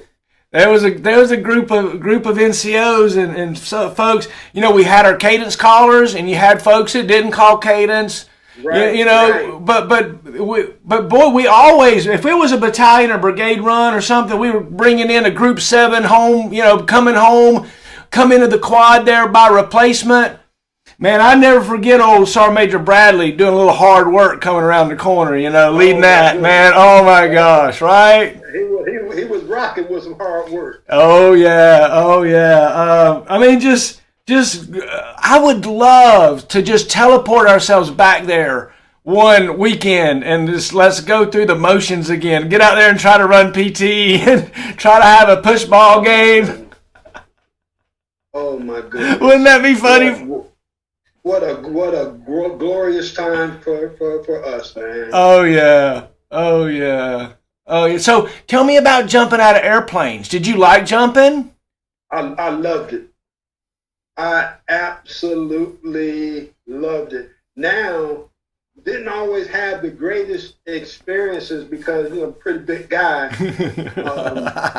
Sometimes if I had a door position, sometimes if I was the last guy on the stick, I would still be the first one to the ground. I remember several times Martinez and Lear would be on the ground ahead of me, and they'd look up and they'd say, "It's gonna hurt." We were in Yuma. We tested C-17. Right. And the only tree on the drop zone at Yuma Proving Ground, I ended up landing in top of it and fell to the ground. And Bretsky and another little soldier, they come running over to me, trying to help me up, and I got a case of the ass big time. Like, how in the hell did I find the only tree on this 300-acre drop zone? Oh, and Bretsky reached down to pick me up. I said, "Bretsky, if you put your hands on me, I'm going to knock the hell out of you right now." No way. This is my time. Oh, my gosh. God. This is my personal time, and I'm going to suffer through it by myself. Oh my gosh! So that reminds yesterday there was a football player that missed the ball or something, and he was hiding his head in shame, and the guy's like, "Get up, man!" He's like, "Leave me alone." You can tell he's like, "Leave me alone, man." That's exactly how I was feeling. That's for sure. But it's nothing that I enjoy more than feeling the wind rushing in that aircraft after they open the doors and looking out into the dark night at 2 o'clock in the morning. Now, remind you, the thing about it was we were doing that as a unit, as a team of paratroopers, and that is what just was so overwhelming for me. I'm saying, man, I love being a part of this. It's you just don't experience that any place else in the world. And then with us being the only airborne air defense battalion in the free world, just made it even more remarkable. You know, it was neat to say that when I was there, right? I'm the only air part of the air defense. But looking back on it, dude, that ain't no joke. That's a big deal. That's a big deal. Yeah. It was for real. I mean, there was no other active army in the world that had an airborne air defense battalion. And we had the most equipment, the most technology. How many times did we try to get SHTU link up? How many times did we try to get oh my gosh, tactical Tuesdays or some crazy crap, and motor pool Mondays. Yeah, I tell you, we go out there and we set up those 254s and we trying to link up with division. You know, on those COMEX days, and it was just remarkable, you know, that the comms guys, you know, made something like that work. Oh yeah. And we had to do it because, you know, once we got on the ground somewhere, we had to put all that stuff in operation. Oh yeah, that was a big deal. Look, if at my level as an Avenger guy or a Stinger guy or a Vulcan guy, but this was after a Vulcan. But if you were able to get SHTU link up and get a real live air picture, man, that was a big deal. That was cool. That was cool. Yeah. To be able to get that air picture was awesome. Other than that, it was, hey, where are they at? Absolutely. Oh, wow. We did some groundbreaking stuff, you know, for not only air defense artillery, but for the Army. Amen. Yeah, talking about being gladiators and warriors and stuff, you know, we had 2-man teams that would jump out of an airplane, all alone, unafraid, go off by themselves, on foot, with just the stuff they carried, and go sit on a hot top of a hill with nobody else around them, all by themselves, and wait for a helicopter to fly over so they can shoot it down.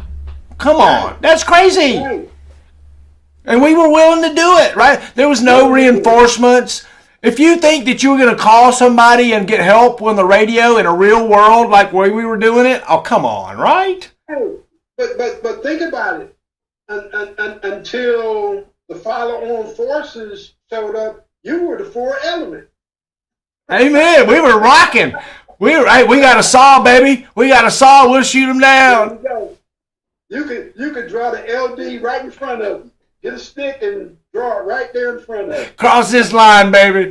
That's for sure. That was outstanding. Yeah. So we had. One of the things that was neat, okay, so I was a SHORAD Vulcan, then I turned into an Avenger Stinger guy, and then later I was a Patriot First Sergeant. The mentality of the Stinger team, the maturity that specialist team chief gains in the 3rd of the 4th Air Defense Artillery Regiment, and what we're doing jumping out of airplanes in the middle of the night, there's no way to translate that experience to almost any other MOS, any other thing, anywhere. You can't. So you look at somebody in a Patriot unit, and you can't equate that knowledge of a specialist that links up with an infantry battery or company commander, falls in with their formation, integrates with them, jumps in, reports to 2 different people, and gets an air picture. I mean, the complexity of a Stinger Team Chief's operation was a big deal as a specialist, as a PFC right. Sometimes. And that takes me back to what we talked about up front is performance gaps. And with us coming out of division, and we know where, a specialist or a young sergeant, where they perform at as far as leadership and training is concerned, and not to knock, a Patriot guy, but you sometimes didn't see that until you got to an E7 in the 16 Tango and the 16 Echo MOS. Right. What we saw routinely, at the E4 and sergeant level in air defense in SHORAD. Right.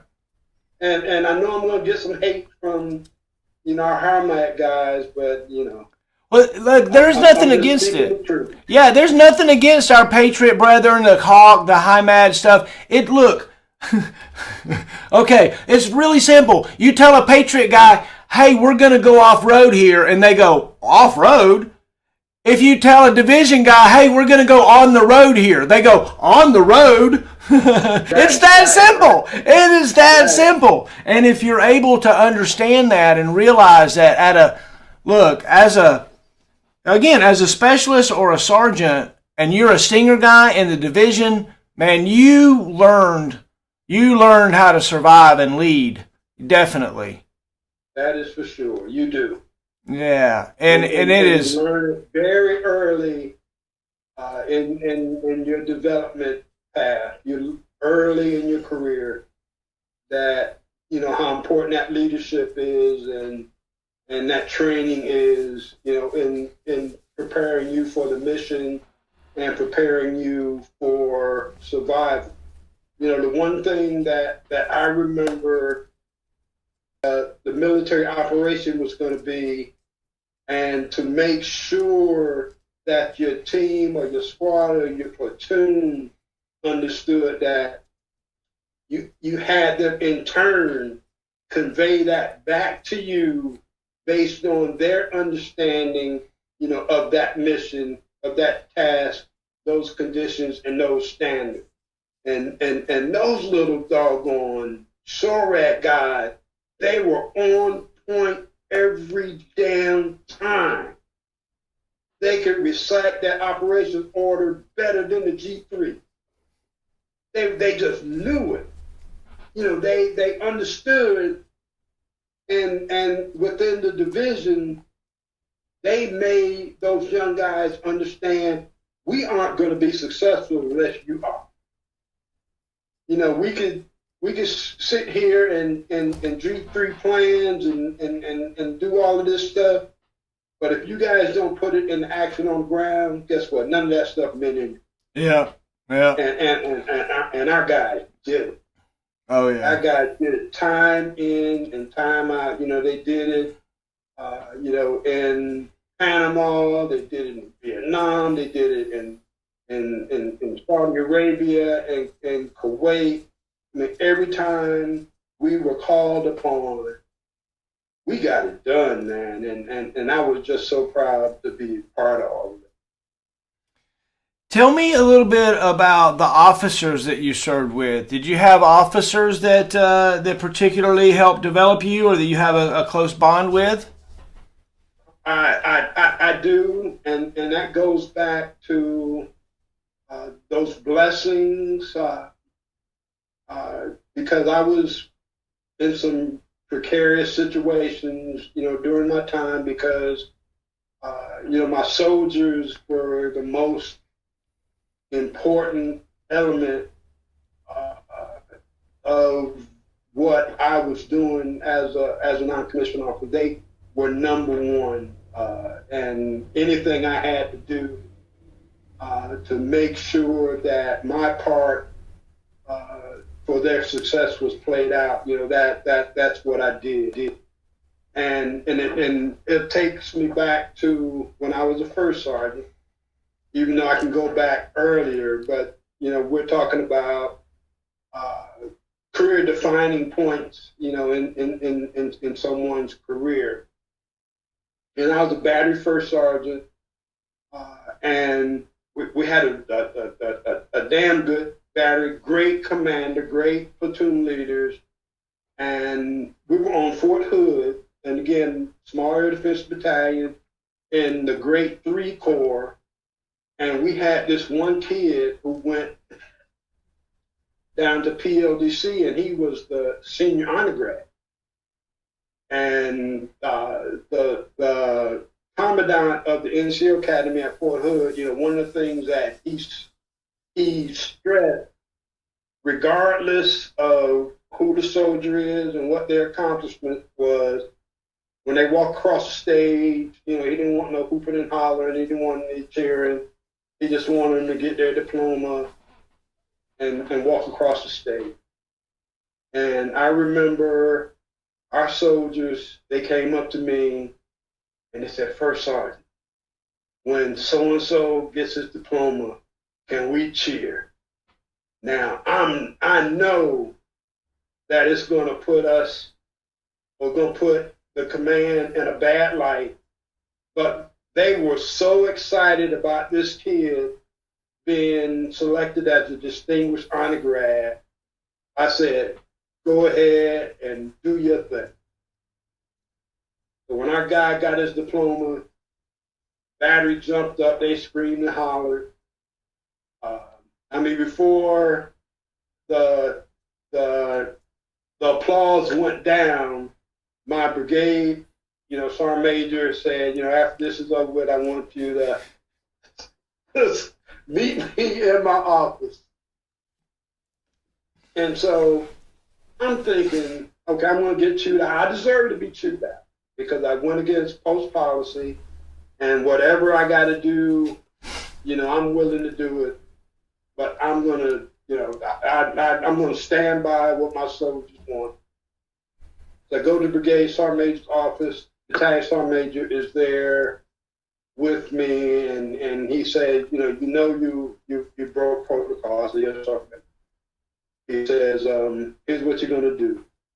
He said, you're going to write a letter to the commandant apologizing. Take that letter to the commandant, and whatever the commandant deems necessary, I'm going to support. And I said, yes, Sergeant. And so he said, who was the platoon sergeant, of that unit that led this behavior? Right. And I said, Sergeant Major, with me. He said, no, I want to know who the platoon sergeant was. I said, Sergeant Major, with me. I said, they did that because I allowed them to do it. So I was the platoon sergeant. And so, he went up one side of me and down the other, but I wasn't going to give him that.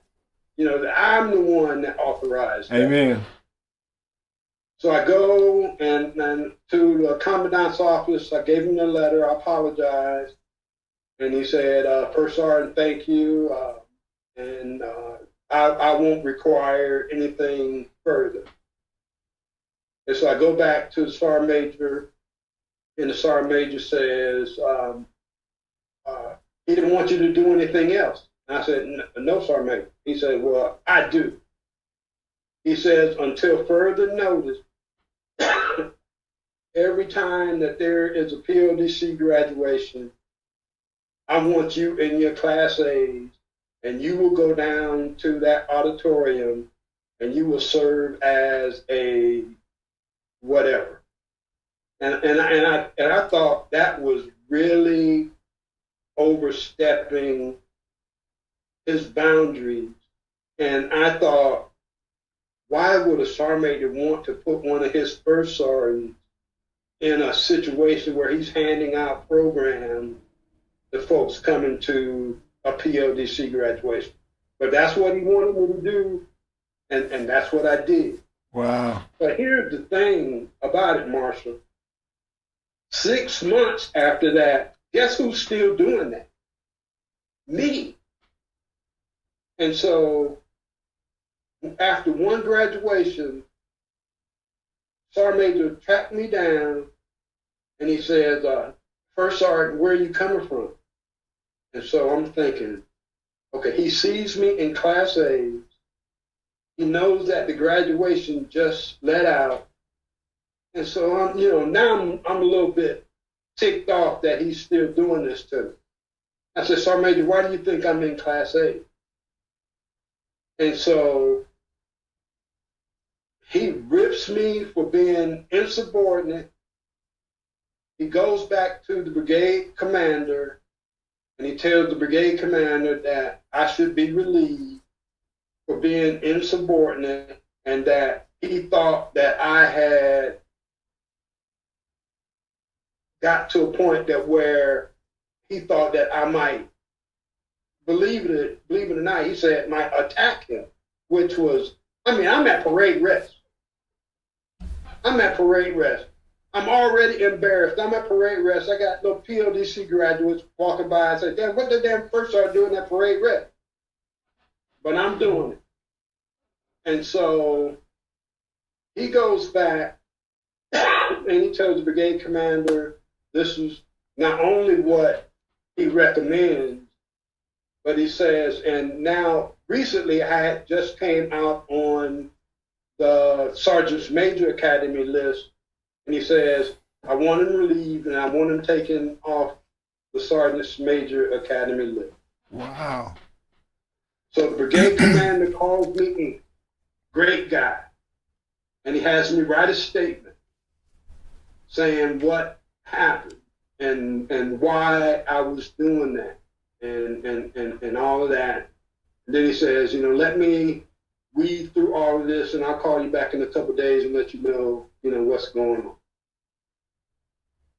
So when the brigade commander decided he had enough information, he calls me back to his office. I report in.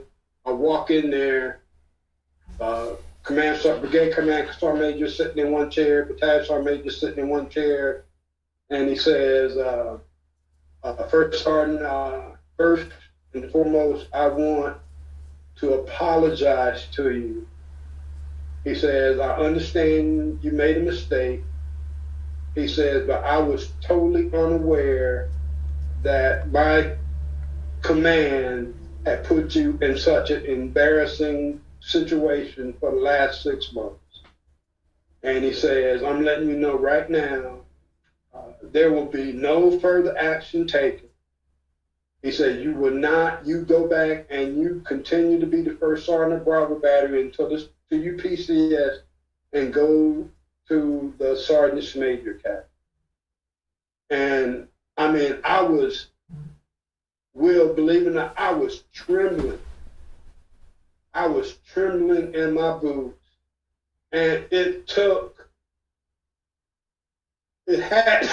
had to take a lot for this brigade commander to go against the wishes of his brigade command sergeant major.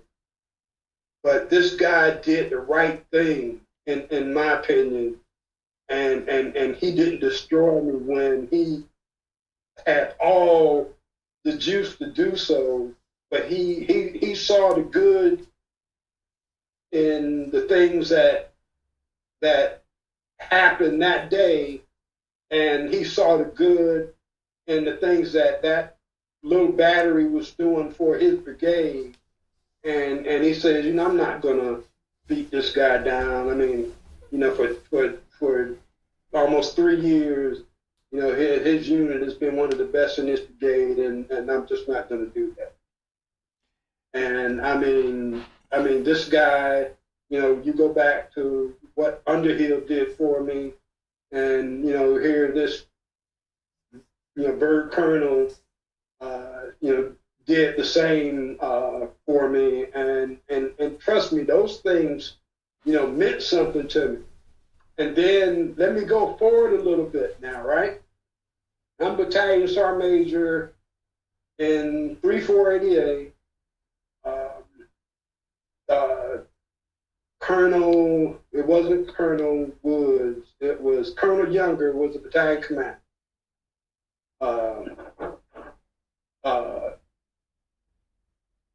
Major Williams and Major Cox were XO and S3. Now, this was back in the time when our battalion was in a deep hum. I mean, everything we were doing was just on maximum hum. We were doing everything great. We were the toast of the division. Everything was looking good. And I look at myself, I've never been a non-commissioned officer that did a lot of iMessages about, I did this and I did that. it's always the team, it's always the battery, it's always the battalion. It's never about me. It's always about the soldiers. But for some reason, I will tell you there was 2 majors in Colonel Younger's office when I was son. And so when I walked in Colonel Younger's office and reported, I said, man, what kind of inquisition is this? Now I will call Colonel Williams' name because Colonel Williams and I are partners right now, but he was one of the 2 majors. And so what it come to be was those 2 majors thought that maybe I had too much to do with the success that the battalion was enjoying, and they didn't really care for the fact that after everything was said and done, the last 2 guys in the office was me and Colonel Young, and they thought it should have been them. And so Colonel Younger, when he brought me in, and I looked to my left, and I see Colonel Williams, I look to my left, I see Colonel Cott, and I'm saying, oh, this ain't good. Colonel Younger, he stood up, and he said, let me tell you guys something. He said, you guys are the best, you're the best operation officer, you're the best XO probably in this division. So I could not do what I do without you. He said, but I'm going to tell both of you something, and this is for your future edification. He said, when everything is said and done, I'm going to take what you say, I'm going to take what you say. He said, but I'm going to bounce it off of my command sergeant major.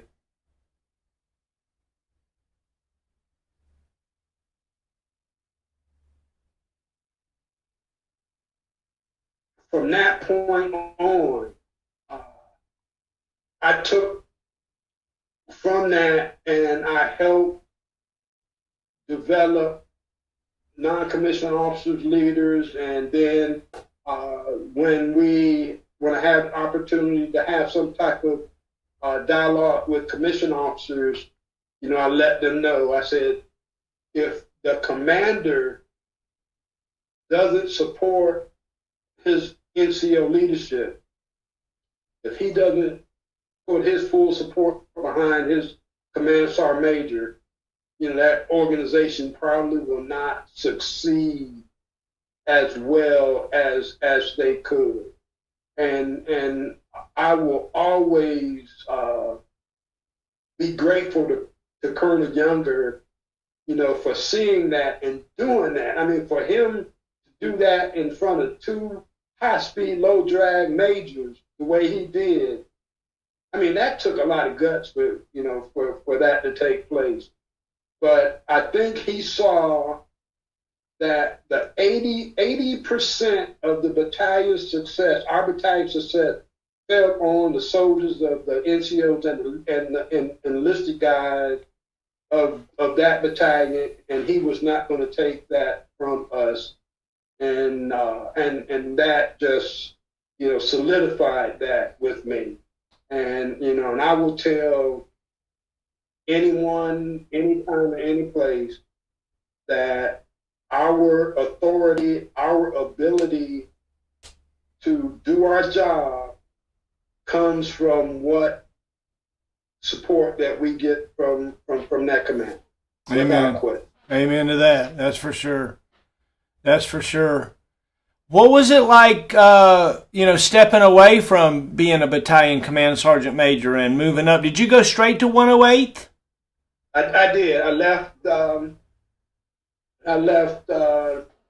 3-4 in January of '96 and went straight to Fort Polk to 108th Brigade, and Colonel Russ DeWitt was the brigade commander. And again, it goes back to how fortunate that I was, because now I went from Colonel Younger, Colonel Woods, Colonel Cardini, Colonel Younger, Colonel Wood, to Russ DeWitt, who was all of those three wrapped up in the one. I mean, he was just a soldier's commander, and I had it so good because Colonel Ullman was the brigade executive officer, and Colonel Williams was now the commander of 243. So how good did I have? Amen, right? How good did I have it? And so with their support, we had a SHORAD battalion, and then we had the HIMAT battalion, but with the support of of the commander, the XO, and then the relationship that I had developed with Colonel Williams. I mean, we were tracking. We were absolutely tracking, and so the next 2.5 years were absolutely special for me. We left Polk, we went to Bliss, and then an added blessing for me was after Colonel DeWitt changed out, Colonel Larimore, who became the brigade commander. Colonel Larimore was my platoon leader back in 1978 in Korea. And he and I, when I was a first sergeant and he was battalion commander at Fort Stewart, we would talk on the phone all the time.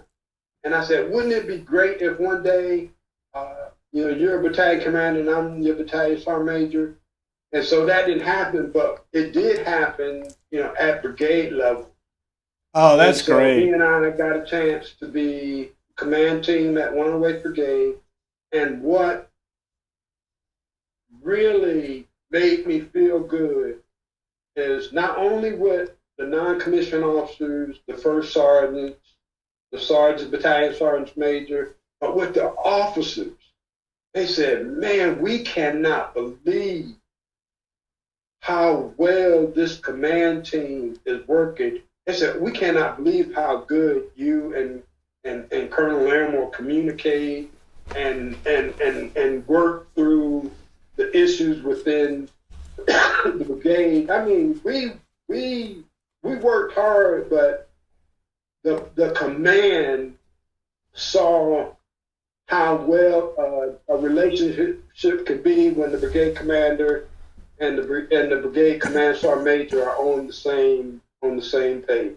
Amen. And so I was honored and really felt good by from the feedback that we received from not only the soldiers but the officers of the brigade as well. Right.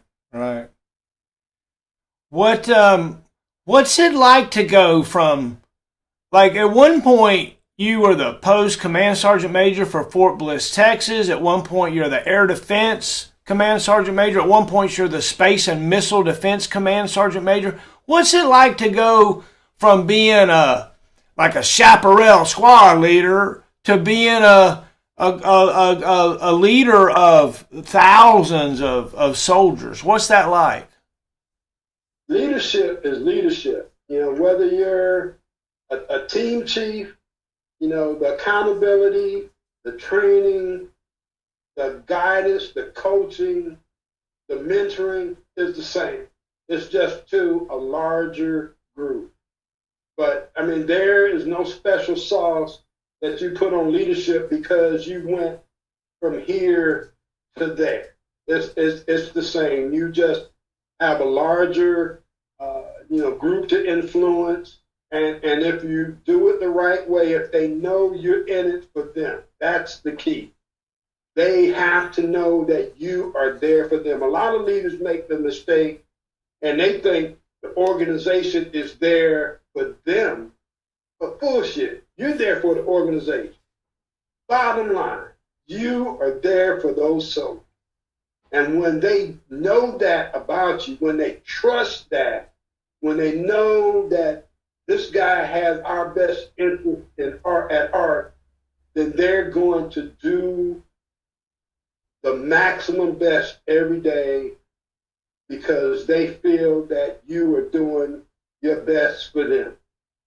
And I remember when Colonel Larimore and I were fishing up at Caballo Lake one 3-day weekend, and General Costello had opened it up, and he says, I'm going to interview these 6 or 7 guys to replace Sergeant Major Jeffrey Jordan as the regimental or the Sergeant Major of the branch. And so Colonel Larimore, received a phone call, and he says, someone said, I understand you have, Sergeant Major Adams are out there fishing. And he said, yeah. And he said, but he's got to come back tomorrow, and he's got to go interview with General Costello, for, being looked at to, become his CSM. And so we're sitting there on Larimore's pontoon boat, pulling in some stripers, pulling in some crappies and bluegill. Said, bud, you got to head back in. He said, you're going to have to take my truck. Take my truck in and do the interview and then, come back out. And so I went in, got dressed, went in, reported to General Costello. He and I sat down for an hour or so and, chopped it up about, my career and, what got me here and, what do I think about possibly working at the 2-star level. And, and I told him, I'm very honest with him. I said, sir, I never really gave it any thought. I just didn't think beyond, where I am right now. I'm honored to be there. But if you think that, I fit the criteria, I appreciate you at least, considering it. And so I go back out and finish up the fishing weekend with Colonel Larimore. A couple of days later, I find out that General Costello had selected me, for the job. But when I went up there, Will, and I will tell you this, and I have never shared it with anybody else.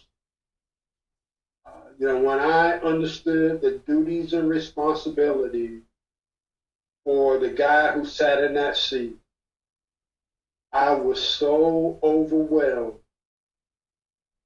I said to myself, right there sitting in that chair that Jeff Jordan had just left out of, and I said, if I make it 6 months, I'll be happy. I said, I just don't see, how I can do this. I mean, it was massive. And I just did not see me with the skill set to pull it off. But I'm being honest, with myself. But then after, I became familiar with the job and familiar with the things that General Costello wanted me to do. Then over time, my ability to grasp those duties and responsibilities, my ability to influence training, influence coaching, teaching, and mentoring. I became okay and think that I was able to have a positive impact on what we were doing for the soldiers within air defense artillery and helping develop the great leaders as yourself to move from from section to squad to running a battery and running battalions. I think we got it right, and we turned out to be a pretty good branch, within the Army, scheme of things. And then when General Costello left to go to Space and Missile Defense Command, and then General Cabin came in to be the commandant. It really took off for me because General Cabin, man, if there was a general in the Army that worked harder than this guy, I never met him. This guy was soup to nuts, from ground to sky. He worked his behind off each and every day. And he wanted me to be a part of that. And this guy, let me tell you something, I can't remember working harder as a non-commissioned officer than the 2 years that I was General Cabin CSM, because this boy, he worked hard. He worked 7 days a week. There was not a Sunday. Listen to me. There was not a Sunday that I didn't have to meet him and his aide at the flagpole before Reveille, do Reveille, and then go on a run around the post. And then at some point in time, we was going to be in somebody's battalion brigade headquarters, looking at 1594s, checking soldiers' room, checking behind washers and dryers. But when the leadership of Fort Bliss realized this is what was important to this guy, then that elevated the overall proficiency within Fort Bliss, because they knew that he checked this, and so they put the attention toward those things that that they needed to do. And I will share this with you. My daughter Jasmine, when we were at Fort Bliss, I think she was like in elementary and middle school.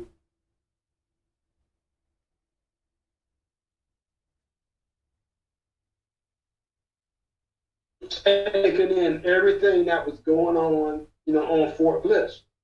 And I remember when we got to Space and Missile Defense Command, that we were living on Fort Belvoir, and we were riding around, and she said, "Dad, let me tell you this." She says, "There is no way that General Cabin and General Costello will let Fort Bliss look like this place is looking." So, and out of the mouth of babes, and I'm saying I had no idea my daughter even cared about that kind of stuff. But we rode around the post, and we saw trash flying over here, and we saw things out of, in disarray over here. And I'm saying this kid noticed that stuff. She noticed that we put special emphasis on those things, on Fort Bliss, and she saw the difference, and she made that comment, and I was impressed. I was impressed by it. There was a time when the Air Defense Branch owned Fort Bliss. Like that was it. Well, you got a picture of the Air Defense Branch when you stepped onto Fort Bliss, Texas, and that's all it was. For sure. That's for sure. And we were proud. Look, we were proud. And don't be talking bad about Fort Bliss. To this day, don't talk bad about Fort Bliss to me or El Paso. I'll get on you. I'll be like, hold on just a second. That is for sure. That is for sure. That will always be the home to air defense for a lot of. Oh yeah. Logan Heights and the Weft method and just all kinds of stuff, the Stinger statue. I know that stuff's moved now, and Fort Bliss is a totally different kind of animal than it used to be, and I'm cool with that. It all goes. Look, they tore down Charlie 9349. Oh, I can't. I know. That's really sad. That's where I feel like I grew up and spent, 13 years of my life was around that barracks there at Fort Bragg. Yeah, that's for sure. That's for sure. That was a historic footprint on Fort Bragg for a bunch of. Oh yeah. Oh yeah. So tell me about like working up at Space and Missile Defense Command. I mean, that's like you got soldiers spread out all over the world. You got a unique mission that nobody else even really knows about. That's crazy, right? But it was. But what I found out was the signal soldiers that ran all of those discus satellite sites, and 14 series guys that ran the JTAGs units around the world.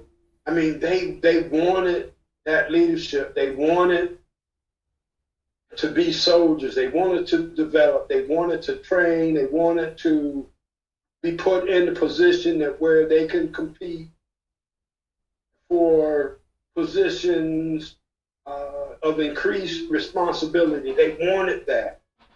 And so, General Costello wanted the senior non-commissioned officers of SMDC to do that, for those soldiers. And one of the things that we were able to do, we were able to get the Department of the Army to give us the authority to present Sergeant Army Murphy. And so we didn't have to go outside the Force Com to get their approval. We had, DA certification that we could do it, within, our MACOM. And that in and of itself boosted the morale, of the soldiers, of the non-commissioned officers at SMDC, because otherwise they would never, ever have gotten an opportunity to compete for Sergeant Audie Murphy, because they weren't in a command that would give them the opportunity to, to be tested and to train, for that, coveted award. And so when we were able to do that for them, that that really brought the morale, to its highest point. And then to be able to travel, to Japan, to Europe, and to meet with, the senior CSMs, from the Corps and from the other MACOM, and to be able to convey to them how great these soldiers who are living and working on their installations, how great they are, and how they want and need this recognition from them. I think that helped. I really think that helped identify, these guys tucked away on these little, satellite control sites, or tucked away behind the barbed wire at these JTAG sites, bring the senior leadership to understand who they were and incorporate them into the overall operation, of those communities. And I think we were able to do that. And I think we became, a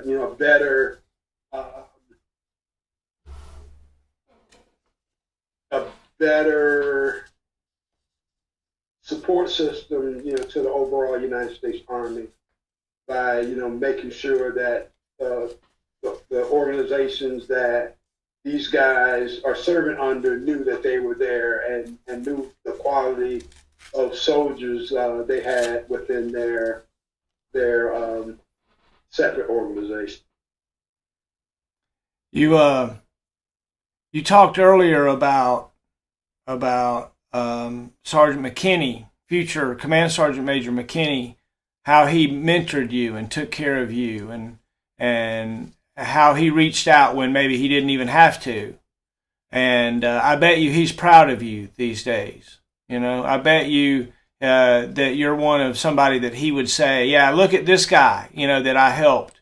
Is there anybody like that in your life that you're particularly proud of, that you know that you kind of went out of your way to help at a time or two? You helped me for sure. Helped me make two great big decisions in my life and military career. But is there other folks that maybe you look at and remember a time and are particularly proud of them now? The one thing that I am extremely proud of is that soldiers look to me for that support. They look to me for that additional guidance. And I remember Sergeant Laverty, Donna Laverty, was my EA at Fort Bliss. And she says, Sergeant Major, your calendar is full every evening because these first sergeants and these command sergeant majors want to come up here and they want to talk to you about stuff. And I didn't mind. Now, I will tell you, my family suffered from that because, I'm showing up at home 8 o'clock, 9 o'clock at night, and those hours that I would have been with my children, I'm with my soldiers. And I have been apologetic with my kids from that time, but I shared with them. I said, in order for me to do the things that I need to do, in whatever position that I was in, I said I had to be with those soldiers. I had to be there. And I don't have any regrets. The only regret that I have is that it took away, from that quality time, with my kids. But then when I look, at my oldest son right now, Jarvis, who is a high school principal in Atlanta, and his girls' basketball team, the last year's girls' basketball team, won the national high school championship for girls' high school athletics. And so I said, Jarvis, I guess you didn't do too bad. He said, and he tells me, and he said, Dad, he says, one thing that, I will tell you, he says, you used to tell us all the time, we couldn't stay out past 11:30. 11:30 was the bewitching hour, and we had to have our butts in. It didn't matter if we were freshmen, sophomore, juniors, or seniors. We were going to be in the house at 11:30. And he said, it bothered me for a long time because, my other classmates, they didn't have those restrictions. And so he said, the one thing that I wanted to do when I went off to college, he said, I was going to stay out past 11:30 to spite you. He said, but bottom line, he said, Dad, you were right. There was nothing good going on out in the streets after 11:30. And I remember when, when he was still a teacher, before he became the principal, he was coaching the football team. And he asked me to come down and observe one of his practices. And so I was sitting in the bleachers, and he stopped practice, and he called me down, and he talked to those kids on his football team like I used to talk to him. And he says, my father had a lot of things that I didn't agree with, as far as studying, as far as what time to be home. And he says, but I'm here reminding you of those things, but to also let you know where I got that from. And he said, Dad, I never got a chance to tell you this, but I'm going to tell you in front of my football team, how much I appreciate those things. That's awesome. That's awesome, right? And it knocked me off my feet. But I'm, so proud of him then, proud of my kids, proud of, where they are in life, and to know that they give me a little credit for, getting them there, makes me feel good as that my time as a father wasn't, a total bust. There are there are so many soldiers whose lives that you've touched, and so many wonderful memories that we all have with you. Remember, you spent a significant number of years on many of our boards in our wall. Your face was right there in front of us, many, many days and many hours, and you're a beloved person in my life and in a lot of our lives. We've been talking for 2.5 hours. It's wonderful. I love it.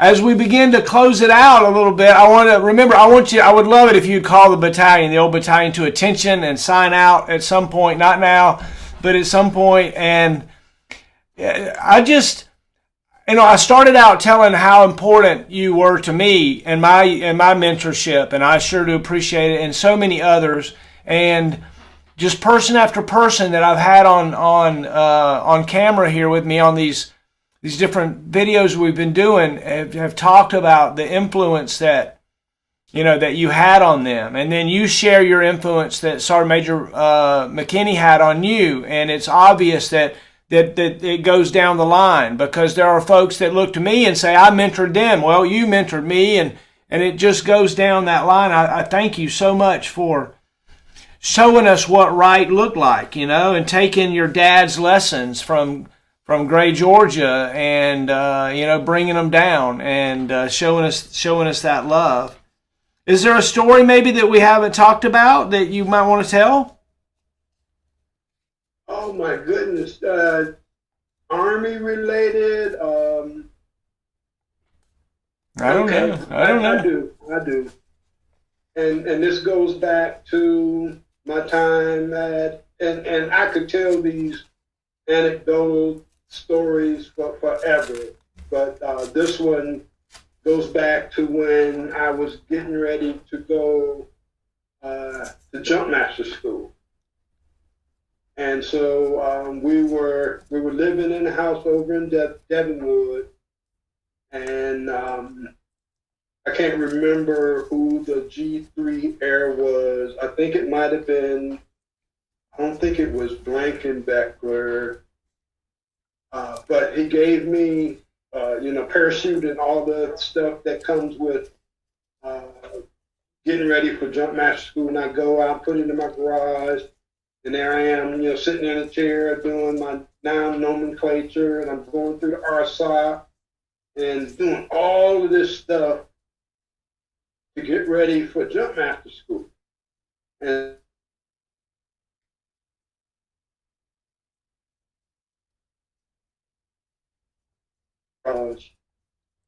And she's sitting there and she's looking at what's going on, and I'm picking up this and I'm reciting in my head what it is. And so at some point in time, she grabs a book, and so she says, well, Dad, pick up this. And so, it might have been the harness single point release. And she says, what is this? And it might have been not the Cape Wells, but the, oh my goodness, that'd be a no-go at this station. Canopy Release Assembly? Yeah, Canopy Release Assembly. So this girl, she got into this big time. And so she helps me with this. I mean, my boys, they come in and they run and they didn't want to have nothing to do with it. But here my daughter is, she's into it. And so when I go out for my test, and she said, Dad, good luck today. I know you're going to do it. And so I go out and I fail JMPI. round turn, 2 half hitches. I missed. So I come home. She's standing in the door, waiting for me to say, I got it. So I walk in the door. I said, Jasmine, I didn't make it. She says, Dad, she said, that's okay. She said, do you have to go back? I said, yeah, I got to go back. She says, you'll get it. You'll get it this time. And so my little 4 or 5 year old, she goes down to the kitchen, and I hear her telling her mom. She says, Mom, I spent a whole month in the garage helping Dad train to be a jump master. And he goes out there and he didn't make it. Oh my goodness, if that didn't bring some joy to my heart. Disappointed. Oh my goodness, that was just so, that was so nice. And for, when I did go back out and get a go, I think she was more happy about it than I. And then fast forward, she's 16 years old now, right? And I think you might have gotten a picture when I was doing some sport parachuting out in New Mexico. And the guy, old 82nd guy, when he retired, he opened up a sports parachute club out in, I can't remember, it might be Sunland, New Mexico. And so I used to go out and took the training and jumped, and I used to take my EA and my driver out there, some weekends and jump.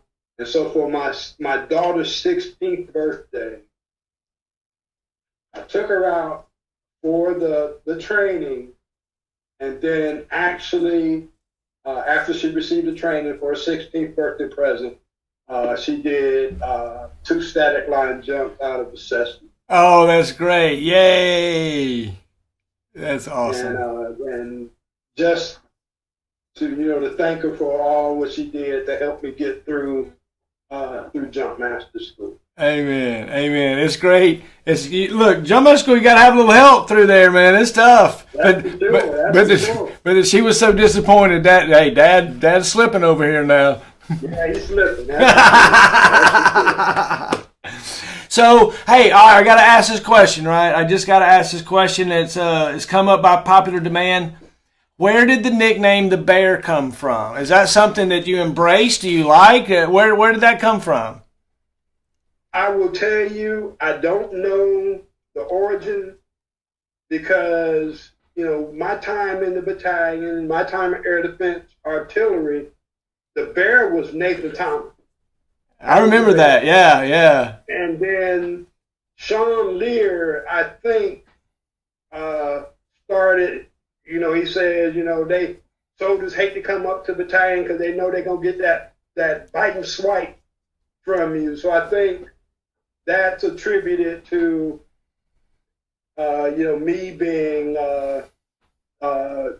affectionately named the Bear. I think Sean said, yeah, nobody wants to come up there and get that bite and swipe. Bite and swipe. I like that. I never heard that. Yeah, that's great. Oh, wow. The bite and swipe of the Bear. Oh, you sure left a great legacy, Sergeant Major. You are an amazing man and American and human being and father. And thank you so much for your service to your country and your leadership and your teamwork and teammates. Thank you. Golly, it's just amazing. If somebody could say, hey, you get a chance to talk to anybody you want to talk to, you're on my list, right? And I just spent 2.5 hours with you, just a dear leader of mine. Thank you so much for hanging out with me, Sergeant Major. Well, I love what you're doing. I watch, every interview and the things that you're doing to enhance the remembrance of our branch and the soldiers that serve within our branch. The one person that should be applauded for all that is you, because you're spending a lot of your personal time, a lot of your own personal resources that you could commit, to members of your family, but you're doing that for us. You're doing it for the branch. You're doing it for the Army. And I can't thank you enough, brother. For you to do what you're doing, just follows on with how great a soldier you were, how great a non-commissioned officer you were, and, the man you've become and the leader you can continue to be. We are all benefactors of that, and I can't do nothing but say thank you, brother. Well, we appreciate your support. Joe and I, we've been doing this for about, look, your first interview was in 2017, I think, maybe late 2016. Right. And golly, Maggot's still with us. Maggot's doing great. I talked to him the other day at the Zoom room hangout. And and so, gosh, I just I thank you so much for your support, Sergeant Major. Could you close us out? Can you call the old battalion to attention and sign us out? All right, I hope I still have the pipes for it. Oh, I bet you do. I bet you do. Oh, I'm so excited. It doesn't get no better than that. It doesn't get no better than hanging out with the bear. Command Sergeant Major Wilbur V. Adams. Oh, my gosh. Back up just a little bit. Back up just a little bit. Okay.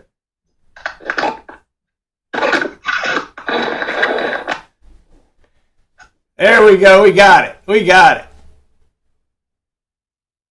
Battalion up here. In charge of your organization. Oh, my God. 87 out. Oh, my gosh. Yay. Oh, my gosh. Oh, my gosh. Sergeant Major, that is just absolutely nuts. Crazy. So cool that we have been able to connect and hang out and be together at this time. I have enjoyed it so much. Thank you so much, Sergeant Major, for hanging out. I love it. I love you. Blessings to you. Brother, love you, man, and thank you, and continue doing what you're doing. Thank you.